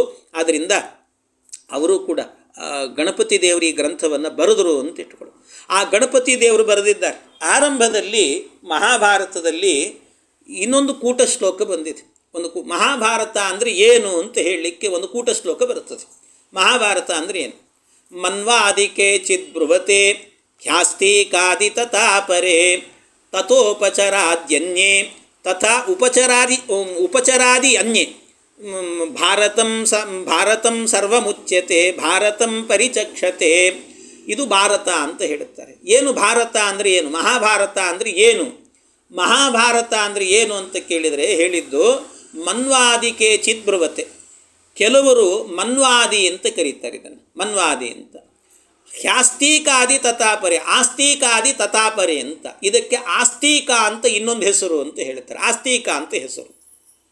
ಆಮೇಲೆ ಇನ್ನೊಂದು ತಥಾ ಉಪರಿಚರಾದ್ಯನ್ನೇ, ಉಪರಿಚರ ಅಂತಲೂ ಕೂಡ ಈ ಮಹಾಭಾರತಕ್ಕೆ ಹೆಸರು ಅಂತ ಹಿಂಗೆ ಹೇಳಿದ್ದಾರೆ. ಇದು ಭಾರತಂ ಪರಿಚಕ್ಷತೆ ಅಂತ. ಇದು ಭಾರತ ಅಂದರೆ ಅರ್ಥ ಏನು? ಅರ್ಥ ಏನು ಅಂದರೆ ಮನ್ವಾದಿಕೆ ಚಿದ್ಬ್ರುವತೆ ಅಂತ ಹೇಳಿದರೆ, ಮನ್ವಾದಿ ಅಂತನ್ನೋ ಶಬ್ದಕ್ಕೆ ಮನು ಅಂತಂದರೆ ಮನ್ವಂತರ ಅಂತ ಹೇಳ್ತೀವಲ್ವ, ಆ ರೀತಿಯಲ್ಲಿ 14 ಮನ್ವಂತರ ಆಯಿತು ಅಂದರೆ ಬ್ರಹ್ಮದೇವರಿಗೆ 12 ತಾಸು ಅಂತ ಅರ್ಥ. ಆ ಬ್ರಹ್ಮದೇವರಿಗೆ ಮತ್ತೆ 14 ಮನ್ವಂತರ ಆಯಿತು ಅಂದರೆ 24 ತಾಸು, ಹಿಂಗೆ ಲೆಕ್ಕ. ಹಾಗಾಗಿ ಮನುಗಳ ಚರಿತ್ರೆ ಎನ್ನುವಂಥದ್ದು ಈ ಗ್ರಂಥದಲ್ಲಿ ಬಂದಿದೆ. ಆದ್ದರಿಂದಾಗಿ ಮನ್ವಾದಿ ಅಂತ ಇದನ್ನು ಕರೀತಾರೆ. ಇನ್ನು ಅದೇ ರೀತಿಯಲ್ಲಿ ಇನ್ನೊಂದೇನು ಅಂದರೆ ಆಸ್ತಿಕಾದಿ ತಥಾಪರೆ. ಆಸ್ತಿಕ ಅಂತ ಒಬ್ಬ ಋಷಿಗಳಿದ್ದಾರೆ. ಆ ಋಷಿಗಳ ಕಥೆಯೂ ಕೂಡ ಈ ಗ್ರಂಥದಲ್ಲಿ ಬಂದಿದೆ. ಆದ್ದರಿಂದ ಈ ಗ್ರಂಥಕ್ಕೆ ಆಸ್ತಿಕ ಅಂತಲೂ ಕೂಡ ಹೆಸರಿದೆ ಮಹಾಭಾರತಕ್ಕೆ. ಇನ್ನೊಂದು ತಥಾ ಉಪರಿಚರಾದ್ಯನ್ನೇ, ಒಬ್ಬ ವಸುಗಳು, ಅಷ್ಟವಸುಗಳು ಅಂತಿದ್ದಾರೆ. ಅದರಲ್ಲಿ ಉಪರಿಚರ ವಸು ಅಂತಲೂ ಕೂಡ ಒಬ್ಬ ವಸು ಇದ್ದಾನೆ. ಆದ್ದರಿಂದ ಆ ವಸು ಇದ್ದಾನಲ್ಲ, ಅವನ ಚರಿತ್ರೆಯೂ ಕೂಡ ಈ ಗ್ರಂಥದಲ್ಲಿ ಬಂದಿದೆ. ಆದ್ದರಿಂದ ಇದಕ್ಕೆ ಉಪರಿಚರ ಅಂತಲೂ ಕೂಡ ಹೆಸರಿದೆ ಅಂತ ಈ ರೀತಿಯಲ್ಲಿ ಕೆಲವರು ವ್ಯಾಖ್ಯಾನವನ್ನು ಮಾಡುತ್ತಾರೆ. ಯಾರಿಗೆ ಅರ್ಥ ಆಗಿಲ್ಲೋ ಅವರೆಲ್ಲ ಇದು ಕೂಟ ಶ್ಲೋಕವೇ, ಮೇಲ್ನೋಟಕ್ಕೆ ನೋಡಿದ್ರೆ ಅರ್ಥ ಆಗೋದಿಲ್ಲ ಒಂದು ಸರ್ತಿ. ಇದಕ್ಕೆ ಶ್ರೀಮನ್ ಮಧ್ವಾಚಾರ್ಯರು ವ್ಯಾಖ್ಯಾನವನ್ನು ಮಾಡ್ತಾರೆ. ಮಹಾಭಾರತದ ಶ್ಲೋಕಕ್ಕೆ ಮಧ್ವಾಚಾರ್ಯರು ವ್ಯಾಖ್ಯಾನ ಮಾಡಿ ಹೇಳ್ತಾರೆ. ಎಲ್ಲೇ ಆದರೂ ಕೂಡ ಇಡೀ ಗ್ರಂಥವನ್ನು ಮಹಾಭಾರತದಲ್ಲಿ ಹುಡುಕಿದರೆ ಕೃಷ್ಣನ ಕತೆ ಹೆಚ್ಚಾಗಿದೆ, ಪಾಂಡವರ ಕತೆ ಹೆಚ್ಚಾಗಿದೆ. ಆದರೆ ಎಲ್ಲೋ ಒಂದು ಮೂಲೆಯಲ್ಲಿ ಉಪರಿಚರ ಅನ್ನುವಂಥ ಒಬ್ಬ ವಸುವಿನ ಕಥೆ ಬಂದಿದೆ. ಎಲ್ಲೋ ಒಂದು ಮೂಲೆಯಲ್ಲಿ ಆಸ್ತಿಕ ಅನ್ನುವಂಥ ಒಬ್ಬ ಋಷಿಯ ಕಥೆ ಬಂದಿದೆ. ಅದಕ್ಕೆ ಅಂತ ಅಂದ್ಕೊಂಡು ಇಡೀ ಗ್ರಂಥಕ್ಕೇನೆ ಆಸ್ತಿಕ ಅಂತ ಹೆಸರಿಡ್ತಾರೆ ಯಾರಾದರೂ ಕೂಡ. ರಾಮಾಯಣದಲ್ಲೂ ಕೂಡ ಒಬ್ಬ ಕಪಿ, ತಾರ ಅಂತ ಒಬ್ಬ ಕಪಿ, ಆ ಕಪಿ ಕಥೆ ಬಂದಿದೆ. ತಾರೆಯ ಕಥೆಯು ಕೂಡ ಬಂದಿದೆ ಅಲ್ಲಿ. ತಾರ ಅನ್ನುವಂಥ ಒಬ್ಬ ಕಪಿ ಕಥೆ ಬಂದಿದೆ. ಆ ಕಪಿ ಕಥೆ ಬಂದಿದೆ ಅಂತ ಹೇಳಿಬಿಟ್ಟು ಇಡೀ ರಾಮಾಯಣಕ್ಕೆ ತಾರಾಯಣ ಅಂತ ಹೆಸರಿಡ್ತಾರೆ ಯಾರಾದರೂ ಕೂಡ? ಯಾರು ಇಡ್ತಿದ್ದಾರೆ? ರಾಮನ ಕಥೆ ಹೆಚ್ಚಿದೆ ಆದ್ದರಿಂದ ರಾಮಾಯಣ ಅಂತ ಕರೀತಾರೆ. ಅದನ್ನು ಬಿಟ್ಟು ಇಲ್ಲಿ ತಾರಾಯಣ ಅಂತ ಯಾರು ಹೇಳೋದಿಲ್ಲ. ಹಾಗೆ ಇಲ್ಲೂ ಕೂಡ ಮನ್ವಾದಿ ಅಂತ ಹೇಳಿದಾಗ ಮನುಗಳ ಕಥೆ ಎಲ್ಲೋ ಸ್ವಲ್ಪ ಬಂದಿದೆ ಅಂತ ಇಡೀ ಗ್ರಂಥಕ್ಕೆ ಮನ್ವಾದಿ ಅಂತ ಹೆಸರಿಡ್ತಾರೆ. ಅದೇ ರೀತಿಯಲ್ಲಿ ಆಸ್ತಿಕಾದಿ ಅಂತ ಹೆಸರಿಡ್ತಾರೆ. ಅದೇ ರೀತಿ ಉಪರಿಚರ ಅಂತ ಹೆಸರು ಹಂಗಿಲ್ಲ ಇಡಬಾರ್ದು. ಅದಕ್ಕೆ ಅರ್ಥವೇ ಬೇರೆ ಅಂತ ಹೇಳ್ತಾರೆ ಮಧ್ವಾಚಾರ್ಯ. ಅದಕ್ಕೆ ಅರ್ಥವೇ ಬೇರೆ. ಏನು ಅರ್ಥ ಅಂತ ಹೇಳಿದರೆ ಅದರ ಅರ್ಥ ಮೊದಲಿಗೆ ಮನ್ವಾದಿಕೆ ಚಿದ್ಬ್ರುವತೆ. ಮನ್ವಾದಿ ಅಂತಂದರೆ ಮನು ಅನ್ನುವಂಥ ಶಬ್ದಕ್ಕೆ ಜ್ಞಾನ ಅಂತ ಅರ್ಥ. ಮನು ಅವಬೋಧನೆ ಅಂತ, ಮನಜ್ಞಾನೆ, ಮನು ಅವಬೋಧನೆ ಇವೆಲ್ಲವೂ ಕೂಡ ಧಾತುಗಳದಕ್ಕೆ. ಆದ್ದರಿಂದ ಜ್ಞಾನ ಅಂದರೆ ಈ ಗ್ರಂಥ ಏನು ಮಾಡುತ್ತೆ ಅಂದರೆ ಮನ್ಯತೆ ಏಬಿಹಿ ಇತಿ ಮನ್ವಾದಿಹಿ ಅಂತ ಇದಕ್ಕೆ ಕರೆಯೋದು. ಮನ್ವಾದಿ ಅಂತ ಹೇಳಿದರೆ ಈ ಗ್ರಂಥ ಏನು ಮಾಡುತ್ತೆ ಅಂದರೆ ಪರಮಾತ್ಮನ ಅಪರೋಕ್ಷ ಜ್ಞಾನವನ್ನು ತಂದು ಕೊಡುವ ಗ್ರಂಥ. ಆದ್ದರಿಂದ ಈ ಗ್ರಂಥಕ್ಕೆ ಮನ್ವಾದಿ ಅಂತ ಹೇಳುತ್ತಾರೆ. ಪರಮಾತ್ಮನ ಅಪರೋಕ್ಷ ಜ್ಞಾನ, ಬರೀ ಜ್ಞಾನ ಅಲ್ಲ, ಪರಮಾತ್ಮನ ಅಪರೋಕ್ಷ ಜ್ಞಾನ. ಈ ಗ್ರಂಥವನ್ನು ಓದಿಬಿಟ್ವಿ ಅಂತ ಆದರೆ, ತಿಳ್ಕೊಂಡ್ಬಿಟ್ವಿ ಅಂತ ಆದರೆ ಪರಮಾತ್ಮನ ಅಪರೋಕ್ಷ ಸಿದ್ಧ ಅಂತ ಅರ್ಥ. ಆದ್ದರಿಂದ ಪರಮಾತ್ಮನ ಅಪರೋಕ್ಷ ಜ್ಞಾನವನ್ನು ತಂದು ಕೊಡುವ ಗ್ರಂಥ. ಆದ್ದರಿಂದ ಈ ಗ್ರಂಥಕ್ಕೆ ಮನ್ವಾದಿ ಅಂತ ಕರೀತಾರೆ. ಪರಮಾತ್ಮನ ಅಪರೋಕ್ಷವನ್ನು ತರ್ತದೆ. ಇನ್ನು ಅಷ್ಟೇ ಅಲ್ಲ, ಆಸ್ತಿಕಾದಿ ತಥಾಪರೆ, ಆಸ್ತಿಕ ಅಂತಲೂ ಕೂಡ ಹೆಸರಂತೆ ಇದಕ್ಕೆ. ಆಸ್ತಿಕ ಅಂತ ಯಾಕೆ ಹೆಸರಿದಕ್ಕೆ ಈ ಗ್ರಂಥಕ್ಕೆ ಅಂತ ಹೇಳಿದರೆ, ಈ ಗ್ರಂಥದಲ್ಲಿ ಪರಮ ಆಸ್ತಿಕರಾಗಿರುವಂತಹ ಪಾಂಡವರ ಕಥೆ ಬಂದಿದೆ. ಪಾಂಡವರು ಅಂತಂದರೆ ಸಾಮಾನ್ಯ ಆಸ್ತಿಕರಲ್ಲ. ಅಂದರೆ ಆಸ್ತಿಕ ಅನ್ನೋ ಶಬ್ದಕ್ಕೆ ಅರ್ಥ ಏನು ಅಂದರೆ ಅಸ್ತಿ ಇತಿ ವಾದಿನಃ ಆಸ್ತಿಕಾಹ ಅಂತ ಹೇಳುತ್ತಾರೆ. ಆಸ್ತಿಕರು ಅಂತ ಹೇಳಿದರೆ ಅಸ್ತಿ, ದೇವರು ಇದ್ದಾನೆ ಅಂತ ಗಟ್ಟಿ ನಂಬಿದವರು, ದೇವರಿದ್ದಾನೆ ಅಂತ ನಂಬಿದವರು ಇವರೆಲ್ಲರೂ ಕೂಡ. ಆದ್ದರಿಂದ ಗಟ್ಟಿಯಾಗಿ ದೇವರ ಬಗ್ಗೆ ವಿಶ್ವಾಸ ಇಟ್ಟವರಾದ್ದರಿಂದ ಆಸ್ತಿಕರನ್ನು ಒಳಗೊಂಡ ಕಥೆ. ನಿಜವಾಗಲೂ ದೇವರನ್ನು ನಂಬಿದವರು ಅಂದರೆ ಆಸ್ತಿಕರು ಅಂತ ಹೇಳ್ತಾರೆ, ಆಸ್ತಿಕ ಅಷ್ಟೇ ಇರೋದು. ಆದರೆ ಆಸ್ತಿಕ ಅಂತ ದೀರ್ಘ ಹೇಳಿದ್ದಾರೆ. ಯಾಕೆ ಅಂದರೆ ಎಲ್ಲರೂ ದೇವರನ್ನು ನಂಬಿದ್ದಾರೆ. ಆದರೆ ಇವರು ಹೇಗೆ ಅಂತಂದರೆ ಕೆಲವರು ದೇವರನ್ನು ಇವತ್ತು ನಂಬಿರ್ತಾರೆ, ನಾಳೆ ಕೈ ಬಿಟ್ಬಿಡ್ತಾರೆ. ಆದರೆ ಇವರು ಹಾಗಲ್ಲ, ದೀರ್ಘಕಾಲದ ತನಕಲೂ ಕೂಡ ಇವರು ದೇವರನ್ನು ನಂಬಿದವರಾದ್ರಿಂದ ಅಲ್ಲಿ ದೀರ್ಘ ಬಂದಿದೆ ಅಂತೆ, ಆಸ್ತಿಕ ಅಂತ ದೀರ್ಘ ಬಂದಿದೆ ಅಂತ ಹೇಳ್ತಾರೆ. ಆದ್ದರಿಂದ ಆಸ್ತಿಕಾದಿತ ತಾಪರೆ ಅಂದರೆ ಪಾಂಡವರ ಕಥೆಯನ್ನು ಒಳಗೊಂಡಿರುವಂಥದ್ದು. ದೇವರನ್ನು ಅತ್ಯಂತ ವಿಶ್ವಾಸದಿಂದ ನಂಬಿರುವಂಥ ಪಾಂಡವರ ಕಥೆ ಇದರಲ್ಲಿದೆ. ಆದ್ದರಿಂದಾಗಿ ಇದಕ್ಕೆ ಆಸ್ತಿಕ ಅಂತ ಇನ್ನೊಂದು ಹೆಸರು ಅಂತ ಹೀಗೆ ಅರ್ಥ ಮಾಡಬೇಕು ಅಂತ ಈ ಅರ್ಥವನ್ನು ಮಾಡಿದ ಮಹಾತ್ಮರು ಮಧ್ವಾಚಾರ್ಯರು ಮಾತ್ರ, ಬೇರೆಯವ್ರಿಗೆ ಗೊತ್ತಾಗಿಲ್ಲ. ಆಮೇಲೆ ಇನ್ನೊಂದು ತಥಾ ಉಪರಿಚರಾದ್ಯನ್ನೇ, ಉಪರಿಚರ ಅಂತ ಹೆಸರು ಈ ಗ್ರಂಥಕ್ಕೆ.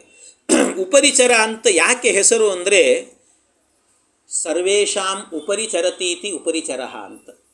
ಉಪರಿಚರ ಅಂದರೆ ಎಲ್ಲರ ಮೇಲೆ ಓಡಾಡುವವನ ಕಥೆ ಇಲ್ಲಿದೆ ಅಂತ ಉಪರಿಚರ ಅಂತ ಹೇಳ್ತಾರೆ. ಉಪರಿಚರ ಅಂದರೆ ಮೇಲೆ ಓಡಾಡೋದು ಅಂತ. ಉಪ ಅನ್ನೋ ಶಬ್ದಕ್ಕೆ ಮೇಲೆ ಅಂತ ಅರ್ಥ. ಉಪ್ಪರಿಗೆ ಅಂತೀವಿ, ಊಪರ್ ಅಂತೀವಿ, ಇದೆಲ್ಲ ಅಪ್ ಅಂತೀವಿ, ಇದೆಲ್ಲ ಉಪ ಅನ್ನುವಂಥ ಶಬ್ದದಿಂದ ಹುಟ್ಟಿರುವಂಥದ್ದು. ಹಾಗಾಗಿ ಇದೆಲ್ಲವೂ ಕೂಡ ಏನಿದೆ ಅಲ್ಲ, ಉಪ ಅಂತ ಹೇಳಿದರೆ ಮೇಲೆ ಅಂತ ಅರ್ಥ. ಎಲ್ಲರ ಮೇಲೆ ಓಡಾಡುವವನು ಯಾರು? ನಾವಲ್ಲಲ್ಲ, ಮತ್ತು ಯಾರು? ಭಗವಂತ. ಹಾಗಾಗಿ ಉಪರಿಚರ ಅಂದರೆ ಎಲ್ಲರ ಮೇಲೆ ಓಡಾಡುವವನು ಪರಮಾತ್ಮ. ಆದ್ದರಿಂದ ಅಂಥ ಕೃಷ್ಣನ ಕಥೆ ಇದರಲ್ಲಿ ಬಂದಿದೆ. ಆದ್ದರಿಂದ ಈ ಗ್ರಂಥಕ್ಕೆ ಉಪರಿಚರ ಅಂತ ಹೆಸರು. ಎಲ್ಲ ಕಡೆಯಲ್ಲೂ ಕೂಡ ಇದನ್ನು ಭಾರತಂ ಪರಿಚಕ್ಷತೆ, ಇದನ್ನೇ ಮಹಾಭಾರತ ಅಂತ ತಿಳ್ಕೊಳ್ಬೇಕು. ಇದು ಏನಿದೆ ಅಲ್ವಾ, ಈ ಗ್ರಂಥದಲ್ಲಿ ಆಗಬೇಕಾದ್ರೆ ಇದೆಲ್ಲ ನಮಗೆ ಅರ್ಥ ಆಗಬೇಕು ಅಂದರೆ ನಮಗೆ ಅರ್ಥ ಆಗೋದಿಲ್ಲ ಅಂತರಿದು. ಮಹಾಭಾರತ ಅಷ್ಟು ಸುಲಭ ಅಲ್ಲವೇ ಅಲ್ಲ, ಇದು ಅಷ್ಟು ಸುಲಭ ಅಲ್ಲೇ ಅಲ್ಲ. ಪ್ರತಿಯೊಂದು ಶ್ಲೋಕಗಳಿಗೂ ಕೂಡ 10 ಅರ್ಥ ಇದೆ ಅಂತ ಹೇಳ್ತಾರೆ. ನಿಮಗೆ ನಾನು ಒಂದು ಅರ್ಥ ಹೇಳಿದರೆ ಅರ್ಥ ಮಾಡ್ಕೊಳ್ಳೋದು ಕಷ್ಟ ಇರ್ತದೆ. ಅಂಥದ್ರಲ್ಲಿ ಶ್ಲೋಕಗಳಿಗೆ 10 ಅರ್ಥಗಳು ಅಂತ ಹೇಳ್ತಾರೆ. ನೀವು ಪ್ರತಿಯೊಂದು ಕಥೆಗಳು ಬಂದಾಗಲೂ ಕೂಡ ಆ ಕಥೆಗಳನ್ನು ಬರೀ ಕಥೆಗಳನ್ನಾಗಿ ನೋಡಬೇಡ್ರಿ. ಮಹಾಭಾರತದಲ್ಲಿ ಆ ಕಥೆಯ ಹಿಂದೆ ಇರುವಂಥ ಧರ್ಮವನ್ನು ಅರ್ಥ ಮಾಡಿಕೊಳ್ಳ್ರಿ ಅಂತ ಹೇಳ್ತಾರೆ. ಅದರ ಹಿಂದೆ ಒಂದು ತತ್ವ ಇದೆ, ಆ ತತ್ವವನ್ನು ಅರ್ಥ ಮಾಡಿಕೊಳ್ಳ್ರಿ. ಇದೆಲ್ಲ ನಮಗೆ ಹೇಗೆ ಅರ್ಥ ಆಗುತ್ತೆ ಅಂದರೆ, ನಮಗೆ ಅರ್ಥ ಆಗೋದು ಬಿಡ್ರಿ. ಒಂದು ಮಾತನ್ನು ಆಚಾರ್ಯ ಹೇಳಿಬಿಡ್ತಾರೆ, ಏನು ಅಂತಂದರೆ ಸ್ವಯಂ ವ್ಯಾಸೋಪಿ ತದ್ವೇದ ಬ್ರಹ್ಮಾವ ತತ್ಪ್ರಸಾದತಃ ಅಂತ ಹೇಳ್ತಾರೆ. ಇದೆಲ್ಲ ಏನಿದೆ ಮಹಾಭಾರತದ ಕಥೆಗಳು, ಒಳಗಡೆ ಇರುವ ಅಂತರಂಗಗಳು, ಇವೆಲ್ಲವನ್ನೂ ಕೂಡ ಸ್ವಯಂ ವ್ಯಾಸೋಪಿ ತದ್ವೇದ, ವೇದವ್ಯಾಸದೇವರು ಇದನ್ನು ತಿಳ್ಕೊಂಡಿದ್ದಾರೆ. ಅವರ ಅನುಗ್ರಹದಿಂದ ಬ್ರಹ್ಮಾವ ತತ್ಪ್ರಸಾದತಃ, ಪರಮಾತ್ಮನ ಅನುಗ್ರಹದಿಂದ ಬ್ರಹ್ಮದೇವರು ಅಂದರೆ ಅವರ ಅವತಾರ, ಅವರ ಸ್ಥಾನಕ್ಕೆ ಬರುವಂಥ ಮಧ್ವಾಚಾರ್ಯರು ತಿಳ್ಕೊಂಡಿದ್ದಾರೆ. ಬಿಟ್ಟರೆ ನಮಗೆಲ್ಲ ಅಷ್ಟು ಅರ್ಥ ಆಗೋದಿಲ್ಲ. ಮಧ್ವಾಚಾರ್ಯ ಹೇಳಿದ್ದಾರೆ ಅಂತ ತಿಳ್ಕೊಂಡ್ರೆ ಸಾಕು, ನಾವು ಅಷ್ಟೇ ಉದ್ಧಾರ, ಅಷ್ಟೇ. ಹಾಗಾಗಿ ಅಷ್ಟು ಸುಲಭದಲ್ಲಿ ಅರ್ಥ ಆಗುವಂಥ ಗ್ರಂಥ ಅಲ್ಲ ಇದು ಅಂತ ಹೇಳ್ತಾರೆ. ಅಷ್ಟು ಅಂದರೆ ಒಟ್ಟಾರೆ ನೋಡಬೇಕು ಅಂದರೆ ಈ ಗ್ರಂಥವನ್ನು ಹೇಗೆ ನೋಡಬೇಕು? ನಿಮಗೆ ಇದರಲ್ಲೆಲ್ಲ ಬರುವಂಥ ಕಥೆ ಇದೆ. ಏನು ಕಥೆ ಇದೆ? ಯುಧಿಷ್ಠಿರನ ಕಥೆ ಬರ್ತದೆ, ಭೀಮನ ಕಥೆ ಬರ್ತದೆ, ಅರ್ಜುನನ ಕಥೆ ಬರ್ತದೆ, ನಕುಲ, ಸಹದೇವ, ಕೃಷ್ಣ, ದ್ರೌಪದಿ ದೇವಿಯರು, ದುರ್ಯೋಧನ, ದುಶ್ಯಾಸನ, ಇವರೆಲ್ಲರ ಕಥೆಗಳು ಬರ್ತಾವೆ ಇದರಲ್ಲಿ. ಈ ಎಲ್ಲ ಕಥೆಗಳು ಬರುವಾಗಲೂ ಕೂಡ ನೀವು ಎಲ್ಲೋ ಒಂದು ಕಡೆ ಹಿಡೀ ನೋಡಿ, ಯುದ್ಧ ನಡೀತು ಅಂತಂದಾಗ ನೀವೆಲ್ಲ ಏನು ಯೋಚನೆ ಮಾಡ್ತೀರಿ ಅಂದರೆ, ಯುದ್ಧದಲ್ಲಿ ಯಾರು ಮೈನ್ ಯಾರಿದ್ರು? ಯುಧಿಷ್ಠಿರ ನಿಂತುಕೊಂಡಿದ್ದ ಒಂದು ಪಕ್ಷದಲ್ಲಿ, ಇನ್ನೊಂದು ಕಡೆಯಲ್ಲಿ ಈ ಕೌರವ ನಿಂತಿದ್ದ ಅಂದರೆ ದುರ್ಯೋಧನ.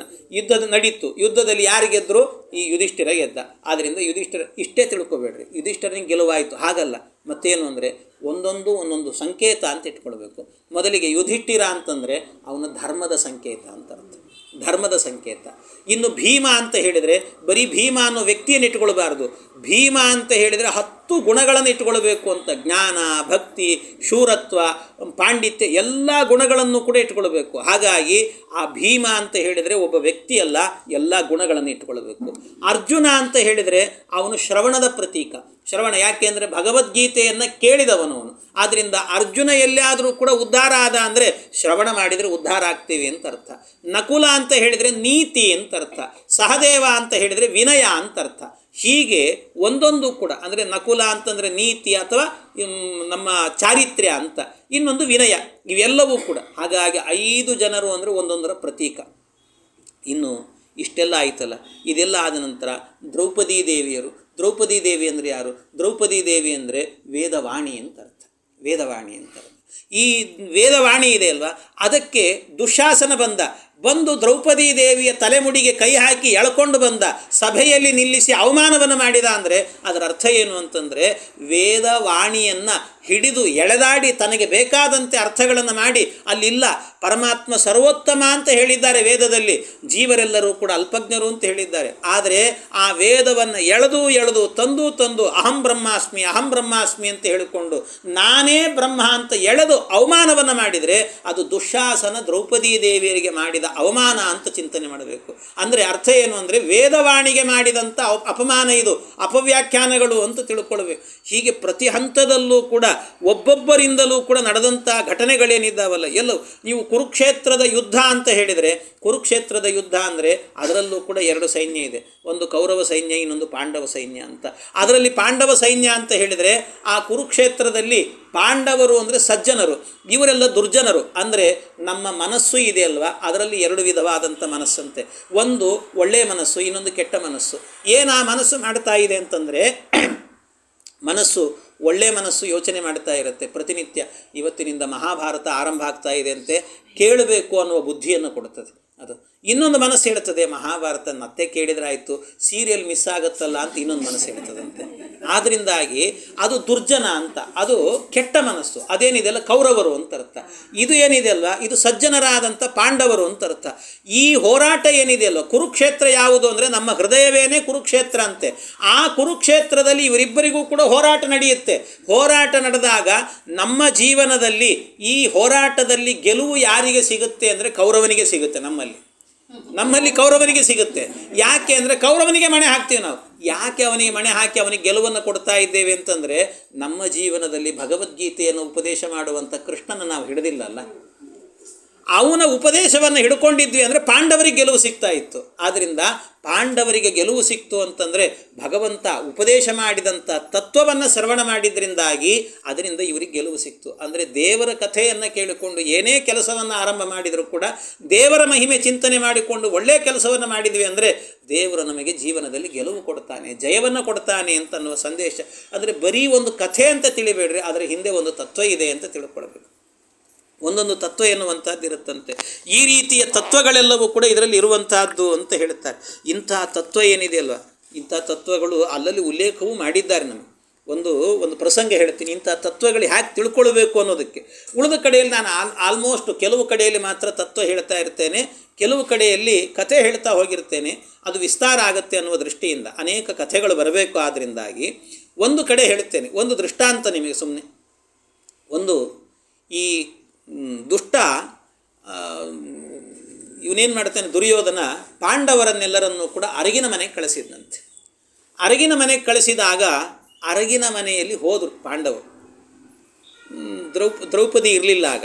ಆದರೆ ತಾಯಿಯಾದಂಥ ಕುಂತಿದೇವಿಯನ್ನು ಕರ್ಕೊಂಡು ಹೋದ್ರಂತೆ. ಕುಂತಿದೇವಿಯನ್ನು ಕರ್ಕೊಂಡು ಹೋದಾಗ ಅರಗಿನ ಮನೆಯಲ್ಲಿ ವಾಸ ಮಾಡುವಾಗ ಅಲ್ಲಿ ಏನಾಯಿತು ಅಂದರೆ, ಒಬ್ಬ ದುಷ್ಟ ಬಂದಿದ್ದ. ಆ ದುಷ್ಟ ಬಂದು ಏನು ಮಾಡಿದಂತೆ, ಪುರೋಚನ ಅಂತ ಹೆಸರವನು. ಆ ಪುರೋಚನ ಏನು ಮಾಡಿದ ಅಂದರೆ, ಇವರಿಗೇನಾದರೂ ಮಾಡಿ ವಿಷ ಹಾಕಬೇಕು ಅಂತ ಕಾಯ್ತಾ ಇದ್ದ, ವಿಷ ಹಾಕಿ ಇವರನ್ನು ಕೊಲ್ಲಬೇಕು ಅಂತ. ಆದರೆ ವಿಷ ಹಾಕಿ ಕೊಲ್ಲಬೇಕು ಅಂತ ವಿಚಾರ ಮಾಡಿದ್ದ, ಆಗಲಿಲ್ಲ ಅದು. ಅಷ್ಟೇ ಅಲ್ಲ, ಅವನ ಒಬ್ಬ ತಂಗಿ ಇದ್ಲು, ಅವಳ ಹೆಸರು ಪುರೋಚನಿ ಅಂತ. ಅವಳಿಗೂ 5 ಜನ ಮಕ್ಕಳಿದ್ದರು. ಇಷ್ಟೆಲ್ಲ ಸೇರ್ಕೊಂಡು ಬಂದಿದ್ದರು. ಇವನೇನು ಮಾಡ್ತಾ ಇದ್ದ ಅಂದರೆ, ಈ ಪುರೋಚನ ರಾತ್ರಿ ಇವರೆಲ್ಲ ಮಲಗಿದ್ರೆ ಸಾಕು, ಇವರು ತಲೆ ಕಡ್ದು ಹೋಗಬೇಕು ಅಂತ ಕಾಯ್ತಾ ಇದ್ದಂತೆ, ತಲೆ ಕಡಿಬೇಕು ಅಂತ. ಆದರೆ ಇವನು ರಾತ್ರಿ ತಲೆ ಕಡಿಲಿಕ್ಕೆ ಕೂತಿದ್ದಾನೆ ಅಂತ ಭೀಮನಿಗೆ ಮೊದಲೇ ಗೊತ್ತಾಗಿಬಿಟ್ಟಿತ್ತು. ಅದಕ್ಕೆ ರಾತ್ರಿ ಮಲಗೋದೇ ಇಲ್ಲ ಅವರು. ಭೀಮಸೇನ ದೇವರು ಮಲಗ್ತಾನೇ ಇರಲಿಲ್ಲ.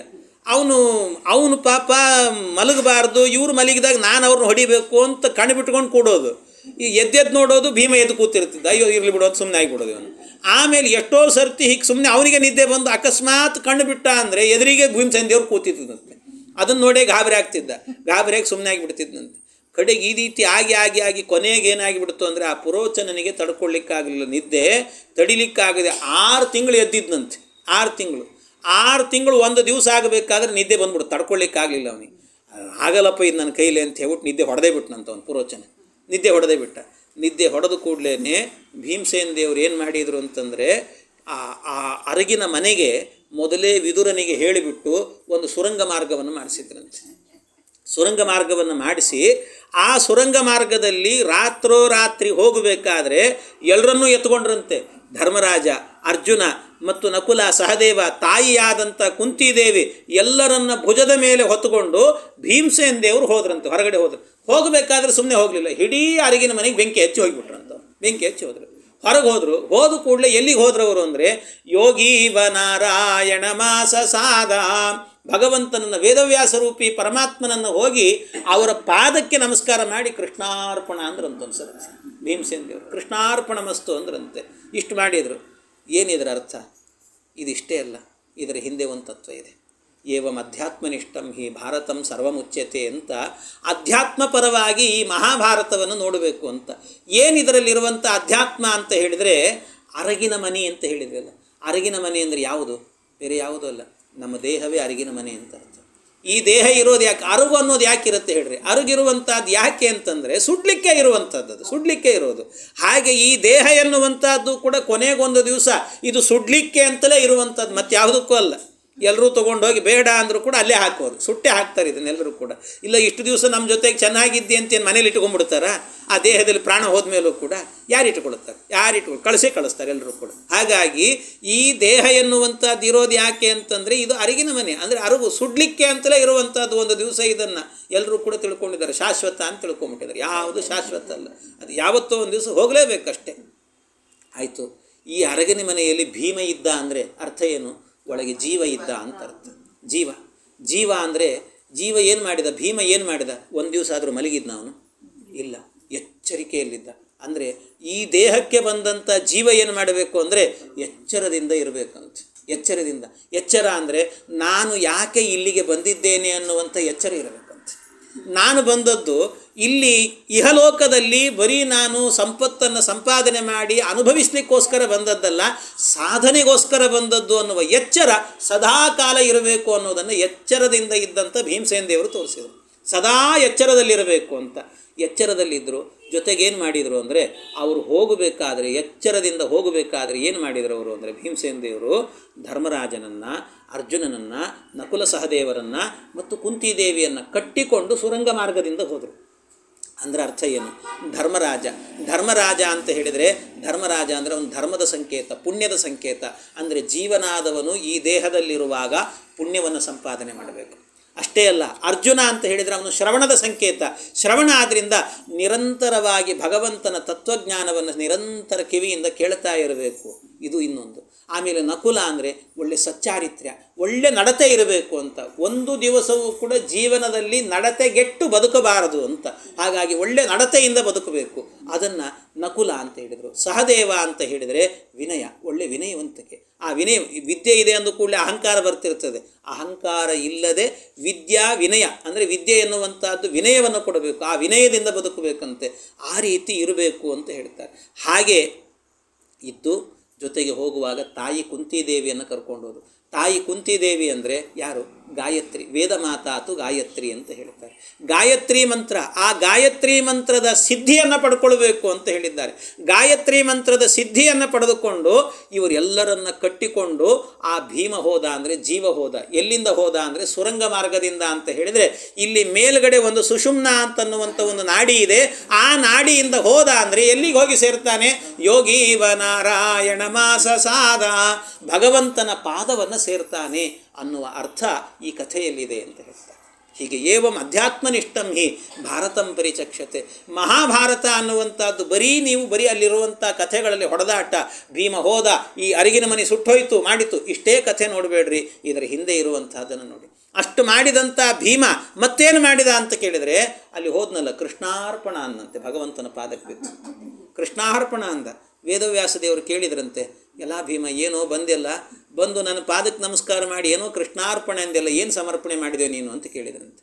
ಕೇಳಿದ್ದಕ್ಕೆ ಆ ಭೀಮ ಹೇಳಿದ, ಏನಿಲ್ಲ ಸ್ವಾಮಿ, ಇಷ್ಟು ದಿವಸ ಆ ದುಷ್ಟ ದುರ್ಯೋಧನ, ದುಶ್ಯಾಸನ ಇವ್ರನ್ನೆಲ್ಲ ಚೆನ್ನಾಗಿ ಗೋಳು ಹೊಯ್ಕೊಂಡಿನಿ, ಅದು ನಿನ್ನ ಪಾದಕ್ಕೆ ಸಮರ್ಪಣೆ ಮಾಡಿದೆ, ನಿನಗೆ ಸಮರ್ಪಣೆ ಮಾಡಿದೆ ಅಂದ. ಅದಕ್ಕೆ ಅಷ್ಟೇ ಅಲ್ಲ, ಸಮರ್ಪಣೆ ಮಾಡಿದೆ ಮತ್ತು ಮುಂದೂ ಇಂಥ ಕೆಲಸ ಮಾಡ್ತೀನಿ ಸ್ವಾಮಿ, ಅದನ್ನೂ ಕೂಡ ನಿನ್ನ ಪೂಜೆ ಅಂತ ಮಾಡ್ತೀನಿ ನಾನು ಅಂತ ಹೇಳಿದ್ನಿ. ಸಮರ್ಪ್ಯ ಕೃತ್ಯಾನಿ ಕೃತಾನಿ ವ್ಯಾಸಾಯ ಭೂಮ್ನೇ ಸಕೃತಾನಿ ತಾವತ್ ಕರಿಷ್ಯಮಾಣಾನಿ ಚ ತಸ್ಯ ಪೂಜಾಂ ಸಂಕಲ್ಪಯಾಮಾಸ ಸ ಶುದ್ಧ ಬುದ್ಧಿ. ಇಲ್ಲಿ ತನಕ ಮಾಡಿದ್ದನ್ನೆಲ್ಲ ಸಮರ್ಪ್ಯ, ಅದನ್ನೆಲ್ಲ ಸಮರ್ಪಣೆ ಮಾಡಿ ಸಂಕಲ್ಪಯಾಮಾಸ, ಮುಂದಿಂದೆಲ್ಲವೂ ಕೂಡ ನಿನ್ನ ಪೂಜೆ ಅಂತ ಸಂಕಲ್ಪ ಮಾಡ್ತೀನಿ ಅಂತ. ಅಂದರೆ ಜೀವನಾದವನು ಏನು ಮಾಡಬೇಕು ಅಂದರೆ ಅವನ ಪ್ರಾರಬ್ಧ ತೀರುವ ತನಕಲೂ ಕೂಡ ಈ ಭೂಮಿಗೆ ಬರಲೇಬೇಕು ಅವನು. ಆದ್ದರಿಂದ ದೇವರೇ, ಈ ಜನ್ಮದಲ್ಲಿ ನನ್ನಿಂದ ಏನು ಸಾಧನೆ ಮಾಡಿಸಿದೋ ಅದನ್ನೆಲ್ಲ ಈ ಸುಷುಮ್ನೆಯಿಂದ ಬಂದೆ ನಿನ್ನ ಪಾದಕ್ಕೆ ಸಮರ್ಪಣೆ ಮಾಡಿದ್ನು. ಇನ್ನೂ ನನ್ನ ಪ್ರಾರಬ್ಧ ಇದೆಯೋ ಏನೋ ಗೊತ್ತಿಲ್ಲ, ಅದು ನೀನು ಹೇಳಬೇಕು.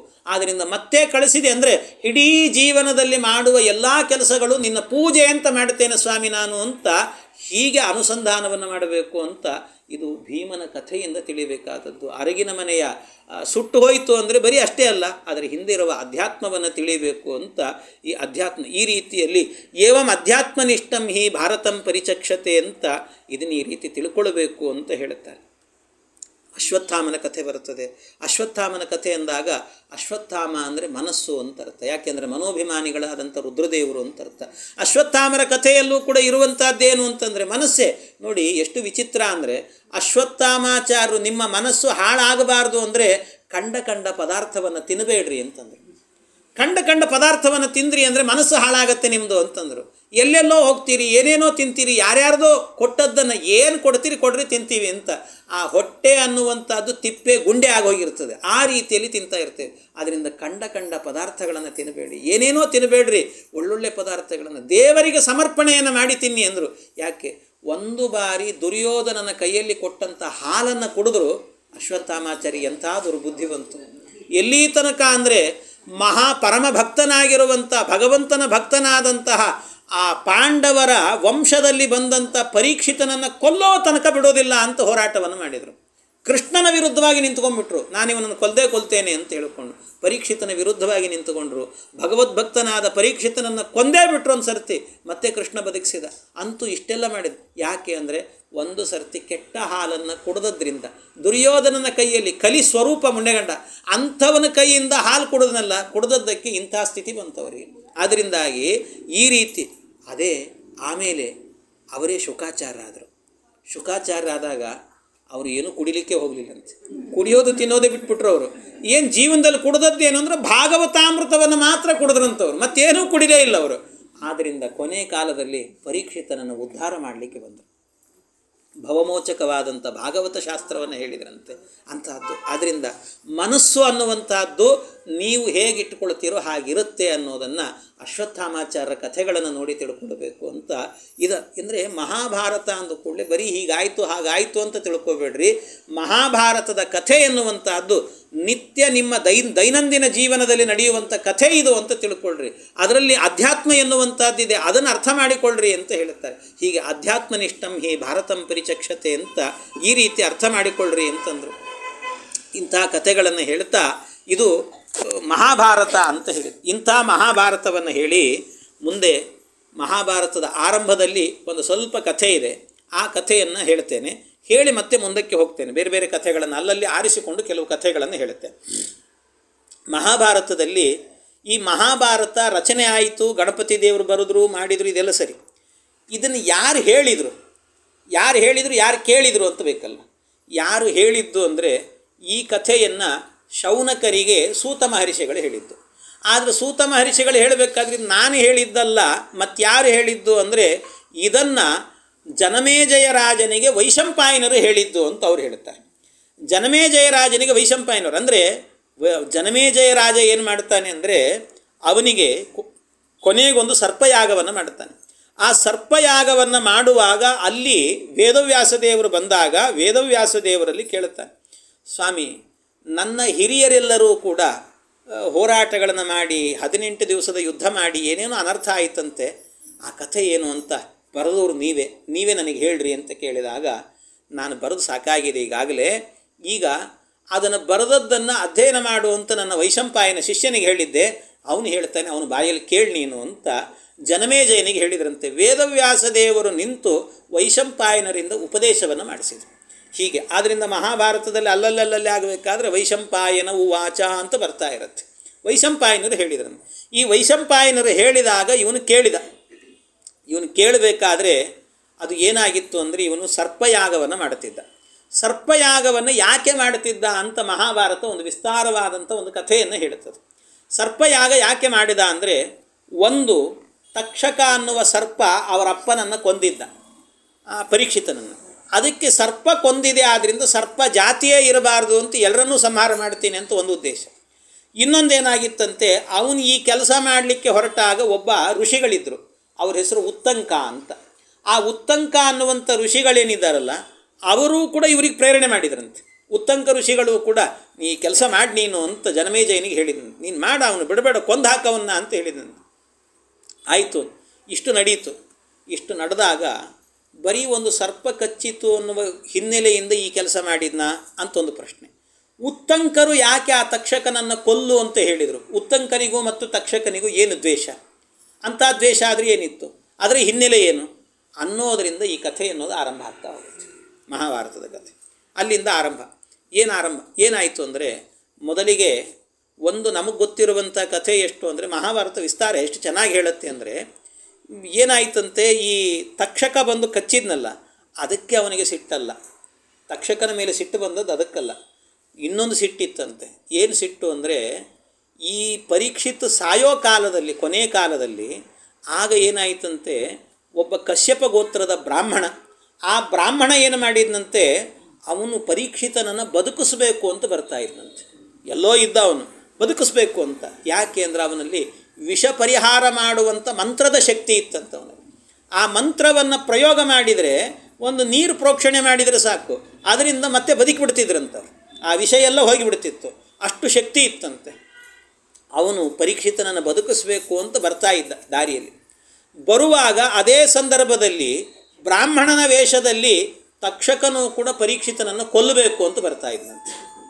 ಅಕಸ್ಮಾತ್ ದಾರಿಯಲ್ಲಿ ಬರಬೇಕಾದ್ರೆ ಬ್ರಾಹ್ಮಣರಾದ್ರಿಂದಾಗಿ ಮಾತು ಬೇಕು ಅವರಿಗೆ. ಅದಕ್ಕೋಸ್ಕರ ಏನು ಮಾಡಿದ್ರಂತೆ, ಪರಸ್ಪರವಾಗಿ ಇಬ್ಬರು ಮಾತಾಡ್ಕೋತ ಬಂದ್ರಂತೆ. ಇವನಿಗೆ ಅವನು ತಕ್ಷಕ ಅಂತ ಗೊತ್ತಿಲ್ಲ, ಈ ಬ್ರಾಹ್ಮಣನಿಗೆ. ಅವನು ಬ್ರಾಹ್ಮಣ ವೇಷದಲ್ಲಿ ಬರ್ತಿದ್ದಾನೆ. ಇಬ್ಬರೂ ಪರಸ್ಪರವಾಗಿ ಮಾತಾಡ್ತಾ ಬರುವಾಗ ಈ ತಕ್ಷಕ ಬ್ರಾಹ್ಮಣ ವೇಷದಲ್ಲಿ ಬಂದವನು ಕೇಳಿದ್ನಂತೆ ಕಶ್ಯಪ ಬ್ರಾಹ್ಮಣನನ್ನು, ನೀನು ಎಲ್ಲಿಗೆ ಹೊರಟಿದ್ದಿ, ಯಾಕೆ ಹೊರಟಿದ್ದೀನು? ಇಲ್ಲ, ಪರೀಕ್ಷಿತ ರಾಜನಿಗೆ ತಕ್ಷಕ ಕಚ್ಚಲಿಕ್ಕೆ ಹೋಗ್ತಿದ್ದಾನಂತೆ, ಆ ತಕ್ಷಕ ಕಚ್ಚಿದಾಗ ವಿಷವನ್ನು ಪರಿಹಾರ ಮಾಡಬೇಕು ಅಂತ ಹೋಗ್ತಾ ಇದ್ದೀನಿ ನಾನು ಅಂತ ಇವನು ಹೇಳಿದ. ಇವನೇ ತಕ್ಷಕ, ಅವನಿಗೆ ಗೊತ್ತಿಲ್ಲ ಪಾಪ. ಅವನ ತಕ್ಷಕ ಕೇಳಿ ಗಾಬರಿ ಆಯ್ತು, ಏನಿದು ವಿಚಿತ್ರ, ನಾನು ಕೊಲ್ಲಿಕ್ಕೆ ಹೋದ್ರೆ ಇವನು ಬದುಕಿಸಿದ್ರೆ ಏನು ಗತಿ, ಅದಕ್ಕೆ ಬದುಕಿಸ್ಬಾರ್ದು, ಅದಕ್ಕಲ್ಲೋ ನಿನಗೆ ವಿಷ ಪರಿಹಾರ ಮಾಡುವಂಥ ಶಕ್ತಿ ನಿನಗಿದೆಯಾ ಅಂತ ಕೇಳಿ. ಹೌದು ಅಂತಂದ. ಅದಕ್ಕೆ ನೀನು ಅವನು ಬದುಕಿಸಿದ್ರೆ ಏನು ಕೊಡ್ತಾನೆ ನಿನಗೆ? ಬದುಕಿಸಿದ್ರೆ ಒಂದಷ್ಟು ಸಂಭಾವನೆ ಕೊಡ್ತಾನೆ, ದುಡ್ಡು ಕೊಡ್ತಾನೆ. ಅವನು ಎಷ್ಟು ಕೊಡ್ಬೋದು ಅಂತ ಎಕ್ಸ್ಪೆಕ್ಟ್ ಮಾಡ್ತಿದ್ದಿ ನೀನು ಅಂತ ಕೇಳಿದ. ಅವನೊಂದು ಇಷ್ಟು ಕೊಡ್ಬೋದು ಅಂದರೆ, ಅದರ 4 ಪಟ್ಟು ನಾನು ಕೊಡ್ತೀನಿ ನಿನಗೆ ಅಂದೆ ಅವನು. 4 ಪಟ್ಟು ನಾನು ಕೊಡ್ತೀನಿ. ಹೌದಾ, ಯಾಕೆ ಅಂತ ಕೇಳಿದ. ಆ ತಕ್ಷಕ ನಾನೇ ಅಂದ ಇವನು. ನಾನೇ ಆ ತಕ್ಷಕ ಅಂದ. ಹೌದಾ, 4 ಪಟ್ಟು ಕೊಡ್ತೀಯ ಅಂತ ಆಸೆ ಹುಟ್ಟಿತಿ ಬ್ರಾಹ್ಮಣನಿಗೆ. ಆಸೆ ಹುಟ್ಟಿದ ಕೂಡಲೇ ಏನು ಮಾಡಿದ್ನಂತೆ ಆ ಬ್ರಾಹ್ಮಣ, ಆಯಿತು ಅಂತ ಒಪ್ಪಿಕೊಂಡ. ಆದರೆ ಸುಮ್ಮನೆ ಕೊಡೋದಿಲ್ಲ, ನಾನು ನಿನ್ನನ್ನು ಪರೀಕ್ಷೆ ಮಾಡ್ತೀನಿ ಅಂತಂದ. ಪರೀಕ್ಷೆ ಮಾಡ್ತೀನಿ ಏನು ಅಂತಂದರೆ, ಪರೀಕ್ಷೆ ಏನು ಅಂತಂದರೆ, ಸುಮ್ಮನೆ ಎಲ್ಲರೂ ಕೂಡ ನಾವು ವಿಷ ಪರಿಹಾರ ಮಾಡ್ತೀವಿ ಅಂತ ಹೇಳಿದವರಿಗೆಲ್ಲ ದಕ್ಷಿಣೆಯಲ್ಲಿ ಕೊಡಲಿಕ್ಕಾಗ್ತದೆ. ಅದಕ್ಕೆ ನಿನಗೆ ಮೊದಲು ಪರೀಕ್ಷೆ ಮಾಡ್ತೀನಿ. ನಾನು ತಕ್ಷಕ, ಇಲ್ಲೊಂದು ಮರ ಇದೆ, ಆ ಮರವನ್ನು ಕಚ್ಚುತ್ತೀನಿ. ಕಚ್ಚಿದ್ರೆ ಇಡೀ ಮರ ಒಣಗಿ ಹೋಗ್ತದೆ, ಅದು ಸತ್ತೇ ಹೋಗ್ತದೆ, ಅದು ಒಣಗಿ ಹೋಗಿಬಿಡ್ತದೆ. ಅದನ್ನು ನೀನು ನಿನ್ನ ಮಂತ್ರದಿಂದ ಬದುಕಿಸ್ಬೇಕು. ಬದುಕಿಸಿದರೆ ಆಗ ನಿನಗೆ ಶಕ್ತಿ ಇದೆ ಅಂತ ತಿಳ್ಕೊಂಡು ನಿನಗೆ ದುಡ್ಡು ಕೊಡ್ತೀನಿ ಅಂತಂದ. ಆಯಿತು ಅಂದರು. ಆಯಿತು ಅಂತ ಅಂದ್ಕೊಂಡು ಇಬ್ಬರು ಏನು ಮಾಡಿದರು, ಮಾತಾಡ್ಕೊಂಡು ಇವನೇನು ಮಾಡಿದ, ಪಕ್ಕದಲ್ಲಿ ಒಂದು ಮರಕ್ಕೆ ಕಚ್ಚಿದ, ಹಾವಿನ ರೂಪದಲ್ಲಿ ಬಂದು ಕಚ್ಚಿದರೆ ಆ ಕಶ್ಯಪ ಬ್ರಾಹ್ಮಣರು ಮಂತ್ರ ಹೇಳಿಕೊಂಡು ಆ ಮಂತ್ರದಿಂದಾಗಿ ಪ್ರೋಕ್ಷಣೆ ಮಾಡಿದ್ರಂತೆ. ಇಡೀ ಮರ ಎನ್ನುವಂಥದ್ದು ಮತ್ತೆ ಚಿಗುರಿ ಬಿಡುತ್ತಂತೆ. ಚಿಗುರಿ ಬಿಡ್ತು, ಏನು ಬರೀ ಚಿಗುರೋದಷ್ಟೇ ಅಲ್ಲ, ಚಿಗುರಿದ್ದಾಯಿತು, ಹೂ ಬಿಡ್ತು, ಹಣ್ಣು ಬಿಟ್ಬಿಡ್ತಂತೆ ಆ ಮರ. ಅಷ್ಟು ಶಕ್ತಿ ಆ ಮಂತ್ರಕ್ಕೆ. ಇಷ್ಟು ಮಾಡಿ ಇದನ್ನೆಲ್ಲ ನೋಡಿ ಆಶ್ಚರ್ಯ ಆಯಿತು ತಕ್ಷಕನಿಗೆ. ಆಶ್ಚರ್ಯ ಆಗಿ, ಎಲ್ಲ ಎಷ್ಟು ಚೆನ್ನಾಗಿ ಮಾಡಿದೆಲ್ಲೋ ಬ್ರಾಹ್ಮಣ, ಆಯ್ತು ಕೊಡ್ತೀನಿ ತಗೋ ನಿನಗೆ ದಕ್ಷಿಣೆ ಅಂತ 4 ಪಟ್ಟು ದಕ್ಷಿಣೆಯನ್ನು ಕೊಟ್ಟನಂತವರು. 4 ಪಟ್ಟು ದಕ್ಷಿಣೆ. ಅಷ್ಟು ದಕ್ಷಿಣೆಯನ್ನು ಕೊಟ್ಟ. ಈ ಬ್ರಾಹ್ಮಣನಿಗೆ ಸಂತೋಷ ಆಗಿಬಿಡ್ತು, ಹೋಗಿಬಿಟ್ಟ, ಖುಷಿಯಾಗಿಬಿಡ್ತು ಅಂತ ಅಲ್ಲಿಂದಲೇ ರಿಟರ್ನ್ ಆಗಿಬಿಟ್ಟ ಅವನು. ರಿಟರ್ನ್ ಆಗಿ ಹೋಗಿಬಿಟ್ಟ. ಈ ಕಡೆಯಿಂದ ತಕ್ಷಕ ಹೋದ, ಕಚ್ಚಿದ, ಇಷ್ಟೆಲ್ಲ ಆಯಿತು. ಆದರೆ ಜನಮೇಜಯನಿಗೆ ಸಿಟ್ಟೇನು ಅಂತಂದರೆ, ಶಾಪ ಶೃಂಗಿಗಳು ಕೊಟ್ಟಿದ್ದರು, ಶೃಂಗಿಗಳು ಕೊಟ್ಟದ್ರಿಂದ ತಕ್ಷಕ ಬಂದು ಕಚ್ಚಿದ, ಅಲ್ಲೇನು ತಪ್ಪಿಲ್ಲ. ಆದರೆ ತಕ್ಷಕ ಕಚ್ಚಿ ಹೋಗಿದ್ರೆ ಸಾಕಾಗ್ತಿತ್ತು. ಆದರೆ ಇನ್ನೊಬ್ಬ ಬ್ರಾಹ್ಮಣ ನಮ್ಮಪ್ಪನ ಬದುಕಿಸ್ತೇನೆ ಅಂತ ಬಂದಾಗ, ಆ ಬದುಕಿಸ್ಬೇಡ, ನಿನಗೆ ದಕ್ಷಿಣೆ ಕೊಡ್ತೇನೆ ಅಂತ ಹೇಳಿಬಿಟ್ಟು ದಕ್ಷಿಣೆ ಕೊಟ್ಟು ನಮ್ಮಪ್ಪನ ಪ್ರಾಣವನ್ನು ಕಳೆದಿದ್ದಾನಲ್ಲಿ ಈ ತಕ್ಷಕ ಅಂತ ಸಿಟ್ಟಂತ ಅವನಿಗೆ. ಅದಕ್ಕೋಸ್ಕರವಾಗಿ ಅವನೇನು ಮಾಡಿದ್ದ, ಸರ್ಪಯಾಗವನ್ನು ಮಾಡಿದ್ನಂತೆ. ಸರ್ಪಯಾಗ ಮಾಡ್ಲಿಕ್ಕೆ ಕಾರಣ ಏನು? ಸುಮ್ಮನೆ ಕಚ್ಚಿದ ಅಂತಲ್ಲ, ಅದೇನೋ ಶಾಪ ಇತ್ತು, ಕಚ್ಚಲಿಕ್ಕೆ ಬರಲಿ ಪರವಾಗಿಲ್ಲ, ಆದರೆ ಬದುಕ್ಸೋರಿದ್ದಾಗ ಅವ್ರನ್ನ ತಡೆದ್ನಲ್ಲಿ ಇವನು, ಅದು ತಪ್ಪಲ್ವಾ? ಅದಕ್ಕೋಸ್ಕರ ಸರ್ಪಯಾಗ ಮಾಡ್ತೀನಿ ಅಂತ ನಿಂತಿದ್ದ ಇವನು. ಇದು ಒಂದು. ಅಲ್ಲಿ ಇಷ್ಟೆಲ್ಲ ಏನೋ ನಡೀತು ಸರಿ, ಆದರೆ ಇದು ನಡೆದದ್ದೆಲ್ಲಿ ಅಂತಂದರೆ ಗುಟ್ಟಾಗಿ ನಡೆದದ್ದು, ಎಲ್ಲೋ ನಡೆದದ್ದು ಇದು ಘಟನೆ. ಆದರೆ ಇದು ಜನಮೇಜಯನಿಗೆ ಗೊತ್ತಿಲ್ಲ. ಗೊತ್ತಿಲ್ಲದಿದ್ರು ಅವನಿಗೆ ಹೆಂಗೆ ಗೊತ್ತಾಯ್ತು ಈ ವಿಷಯ? ಹೆಂಗೆ ಗೊತ್ತಾಯಿತು ಅಂತ ಕೇಳಿದರೆ ಮಹಾಭಾರತದಲ್ಲಿ ಭಾಳ ಸೊಗಸಾಗಿ ಹೇಳುತ್ತಾರೆ. ಏನಂದರೆ ಇಲ್ಲೊಂದು ಘಟನೆ ನಡೀತಲ್ಲ, ಈ ತಕ್ಷಕ ಮರ ಕಚ್ಚುತ್ತೇನೆ ಎಂದ. ಮರ ಕಚ್ಚುತ್ತೇನೆ ಅಂತ ಹೇಳಬೇಕಾದ್ರೆ ಸರಿ ಆಯಿತು ಅಂತ ಪ್ರೋಕ್ಷಣೆ ಮಾಡ್ತೀನಿ ಅಂತ ಇವ್ರು ಹೇಳಿದರು. ಪ್ರೋಕ್ಷಣೆ ಮರ ಕಚ್ಚೋದು ಇದೆಲ್ಲ ನಡೀತಲ್ಲ. ಆಗೇನಾಯ್ತಂತೆ, ಇದು ನಡೆಯುವಂಥ ಘಟನೆ ನಡಿಬೇಕಾದ್ರೆ ಈ ಮರ ಏನಿತ್ತು, ಮರದ ಮೇಲೆ ಒಬ್ಬ ಮರವನ್ನು ಕಡಿತಾ ಇದ್ದ ಬಡಿಗಾರ ಇದ್ದಂತೊಬ್ಬ, ಮರದ ಮೇಲಿದ್ದಂತೆ. ಈ ಹಾವೇನಿದೆಯಲ್ಲ, ಹಾವು ಕಚ್ಚಿತ್ತು, ತಕ್ಷಕ ಕಚ್ಚಿದಾಗ ಮರ ಸತ್ತೋಯ್ತು. ಮರ ಸತ್ತಾಗ ಮರದ ಮೇಲಿದ್ದಂಥ ಏನು ಬಡಿಗಾರ ಇದ್ದ ಅವನು ಸತ್ತೋದಂತೆ, ಅವನು ಸತ್ತೋದ. ಅಷ್ಟೇ ಅಲ್ಲ, ಅದ್ರ ಜೊತೆಗೆ ಏನಾಯಿತು ಅಂದರೆ ಆಮೇಲೆ ಆ ಮರ ಸತ್ತೋದ ಮೇಲೆ ಮತ್ತೆ ಕಶ್ಯಪ ಬ್ರಾಹ್ಮಣರು ನೀರು ಹಾಕಿದ್ರು, ಮಂತ್ರ ಹೇಳಿ ನೀರು ಹಾಕಿದ್ರಲ್ಲ, ನೀರು ಪ್ರೋಕ್ಷಣೆ ಮಾಡಿದಾಗ ಮರ ಬದುಕಿತ್ತು. ಮರ ಬದುಕುವಾಗ ಜೊತೆಗೆ ಮರದ ಮೇಲೆ ಇದ್ದಂಥ ಆ ಬಡಿಗಾರನೂ ಬದುಕಿಬಿಟ್ನಂತ. ಅವನು ಬದುಕಾದ ಮೇಲೆ ಏನಾಯಿತು ಅಂದರೆ ಅವನು ಇಲ್ಲಿ ಕೆಳಗೆ ನಿಂತ್ಕೊಂಡು ಇವರಿಬ್ಬರು ಏನು ಮಾಡಿದರು, ಇವನು ದುಡ್ಡು ಕೊಟ್ಟದ್ದನ್ನು ಅವ್ನು ತೊಗೊಂಡು ಹೋದ. ಇದನ್ನೆಲ್ಲ ಮೇಲಿದ್ದವನು ನೋಡಿದ್ದಂತೆ. ಆ ಬಡಿಗಾರ ಏನು ಮಾಡಿಬಿಟ್ಟಿದ್ದ, ಇಡೀ ಊರೆಲ್ಲ ಪ್ರಚಾರ ಮಾಡಿಟ್ಬಿಟ್ಟಿದ್ದ, ಎಲ್ಲ ಕಡೆ ಪ್ರಚಾರ ಮಾಡಿಟ್ಟಿದ್ದ. ಅಂದರೆ ಇದರಿಂದ ಮಹಾಭಾರತ ನಮಗೊಂದು ಸಂದೇಶ ಕೊಡ್ತದೆ. ಏನು ಅಂದರೆ ನಾವು ಏನು ಮಾಡ್ತಿರ್ತೀವಿ ಅಂತಂದರೆ ಕೆಳಗಿರ್ತೀವಿ, ಕೆಳಗಿಂದ ಆಗಬೇಕಾದ್ರೆ ಇವು ಏನು ಮಾಡಿದರೂ ಕೂಡ ಟೇಬಲ್ ಕೆಳಗೆ ಮಾಡಿರಪ್ಪ ಅಂತ ಹೇಳ್ತಿರ್ತಾರೆ. ಎಲ್ಲ ಟೇಬಲ್ ಕೆಳಗೆ ಕೊಡ್ರಿ, ಅಲ್ಲೇ ತೊಗೋತೀವಿ, ಅಲ್ಲೇ ಮಾಡ್ತೀವಿ. ನೀವು ತಿಳಿದಿದ್ದೀರಿ, ಎಲ್ಲ ಕೆಳಗೆ ಮಾಡ್ತಿದ್ದೀವಿ, ಯಾರು ನೋಡೋರಿಲ್ಲ, ಪಕ್ಕದ ಟೇಬಲ್ ಅವ್ರಿಗೆ ಗೊತ್ತಾಗಲ್ಲ ಅಂತ ನೀವು ತಿಳಿದಿರಿ. ಆದರೆ ಮೇಲೆ ನೋಡೋನೊಬ್ಬ ಇರ್ತಾನೆ ಅಂತ ಹೇಳ್ತದೆ. ಮೇಲೆ ನೋಡೋನೊಬ್ಬ ಇರ್ತಾನೆ. ಆದ್ದರಿಂದ ಅರ್ಥ ಮಾಡಿಕೊಂಡು ಯಾರು ಇಲ್ಲ ಅಂತ ಅಂದ್ಕೊಂಡು ಅನರ್ಥ ಮಾಡಲಿಕ್ಕೆ ಹೋಗಬೇಡ್ರಿ ಅಂತ ಮಹಾಭಾರತ ಸಂದೇಶ ಕೊಡ್ತದೆ ನಮಗೆ. ಹಾಗೆ ಈ ರೀತಿ ಇವನಿಗೆ ಗೊತ್ತಾಗಿತ್ತು ವಿಷಯ. ಆದ್ದರಿಂದ ಅವನು ಸಿಟ್ಟಿಟ್ಟುಕೊಂಡು ಸರ್ಪಯಾಗವನ್ನು ಮಾಡ್ತೇನೆ ಅಂತ ಹೊರಟ. ಇದು ಅವನಿಗೆ ಸಿಟ್ಟು. ಇದಷ್ಟೇ ಅಲ್ಲದೇನೆ ಇನ್ನೊಂದು ಸಿಟ್ಟೇನು ಅಂತ ಹೇಳಿದರೆ, ಇನ್ನೊಂದಾಗಬೇಕಾದ್ರೆ ಈ ಉತ್ತಂಕ ಇದ್ರಲ್ಲ, ಉತ್ತಂಕ ಋಷಿಗಳು, ಆ ಉತ್ತಂಕ ಋಷಿಗಳಿಗೂ ಕೂಡ ಇವನ ಮೇಲೆ ಸಿಟ್ಟಿತ್ತಂತೆ. ಏನದು ಸಿಟ್ಟು ಅಂದರೆ ಅದಕ್ಕೆ ಬಹಳ ವಿಸ್ತಾರವಾದ ಕತೆ ಹೇಳುತ್ತಾರೆ ಮಹಾಭಾರತದಲ್ಲಿ, ಭಾಳ ವಿಸ್ತಾರ. ಆ ಕತೆ ಹೇಳಲಿಕ್ಕೆ 1 ಗಂಟೆ ಬೇಕು ಅದಕ್ಕೆ, ಅಷ್ಟು ವಿಸ್ತಾರವಾದ್ದು. ಒಬ್ಬರು ಋಷಿಗಳಿದ್ದರಂತೆ, ಅವ್ರ ಹೆಸರೇನು ಅಂದರೆ ದೌಮ್ಯ ಅಂತ ಹೆಸರಂತೆ, ದೌಮ್ಯ ಋಷಿಗಳು. ಅವರಿಗೆ ಆ ದೌಮ್ಯ ಋಷಿಗಳಿಗಾಗಬೇಕಾದ್ರೆ 3 ಜನ ಶಿಷ್ಯಂದ್ರಿದ್ರಂತೆ. ಅವ್ರಿಗೆ 3 ಜನ ಶಿಷ್ಯಂದರು. ಯಾರ್ಯಾರು ಅಂದರೆ ಆರುಣಿ, ಉಪಮನ್ಯು, ಬೈದ ಅಂತ 3 ಶಿಷ್ಯರಿದ್ದರಂತೆ, 3 ಜನ ಶಿಷ್ಯನು. ಅದರಲ್ಲಿ ಮೊದಲಿಗೊಬ್ಬ ಆರುಣಿ ಅಂತ ಒಬ್ಬ ಶಿಷ್ಯ ಇದ್ದ. ಆ ಶಿಷ್ಯನಿಗೆ ಗುರುಗಳು ದೌಮ್ಯರು ಏನು ಮಾಡಿದ್ರಂತೆ, ಎಲ್ಲೋ ಒಂದು ಹೊಲದಲ್ಲಿ ನೀರು ಹರ್ಕೊಂಡು ಹೋಗ್ತಿತ್ತಂತೆ. ಅದಕ್ಕೆ ಅವ್ರು ಹೇಳಿದರು, ನೀರು ಹರಿತಾ ಇದೆ, ಹರಿಯೋದು ನಿಲ್ಲಿಸಬೇಕು, ಅದಕ್ಕೊಂದು ಮಣ್ಣಿಂದ ಒಡ್ಡು ಕಟ್ಟು ಅಂತ ಹೇಳಿದ್ರಂತೆ. ಆಗಿನ ಕಾಲದ ಗುರುಭಕ್ತಿ ಹೇಗಿತ್ತು ಅಂತಂದರೆ ಅವರಿಗೆಲ್ಲ ಅಸಾಧ್ಯವಾದಂಥ ಭಕ್ತಿ. ಈಗೆಲ್ಲ ಇಂಥ ಮಾತು ಹೇಳಿದರೆ, ನಿಮಗೆ ಫೀಸ್ ಕೊಟ್ಟಿವಿ, ಪಾಠ ಮಾಡಿರಿ, ಉಳಿದಿದ್ದ ಕೆಲಸ ನಮ್ಮದಲ್ಲ ಅಂತ ಹೇಳ್ತಾರೆ, ನಿಮ್ಮ ಮನೆ ಕೆಲಸ ನೀವು ಮಾಡ್ಕೋರಿ ಅಂತ ಹೇಳ್ತಾರೆ, ಹಂಗಿರ್ತದೆ. ಆದರೆ ಅವರು ಆರುಣಿಗಳೇನು ಮಾಡಿದ್ರಂತೆ, ಇಷ್ಟು ಹೇಳಿದರೆ ಆಯಿತು ಅಂತ ಹೋದರು. ಆ ನೀರು ಹರಿತಾ ಇದ್ದದ್ದಕ್ಕೆ ಮಣ್ಣು ಹಾಕಿದ್ರು, ಎಷ್ಟು ಹಾಕಿದರೂ ನಿಲ್ಲೇ ಇಲ್ಲ. ನಿಲ್ಲದೇ ಇದ್ದಾಗ ಆಗ ನೋಡಿದರು, ಏನು ಮಾಡಿದ್ರು ನಿಲ್ತಿಲ್ಲಲ್ಲ, ಆದರೆ ಗುರುಗಳು ಆಜ್ಞೆ ಮಾಡಿದ್ದಾರೆ, ಮತ್ತೇನು ಮಾಡಬೇಕು ಅಂತ ಕಡೆಗೆ ನೀರು ಮಣ್ಣಿಂದ ನಿಲ್ಲಿಸ್ಲಿಕ್ಕಾಗಲಿಲ್ಲ ಅಂತ ನೀರಿಗೆ ತಾನೇ ಅಡ್ಡಗಟ್ಟಿ ಮಲಗಿಬಿಟ್ನಂತೆ. ತಾನೇ ಸಾಯಂಕಾಲ ಆಯಿತು, ಎಷ್ಟೊತ್ತಾದರೂ ಬರಲಿಲ್ಲ.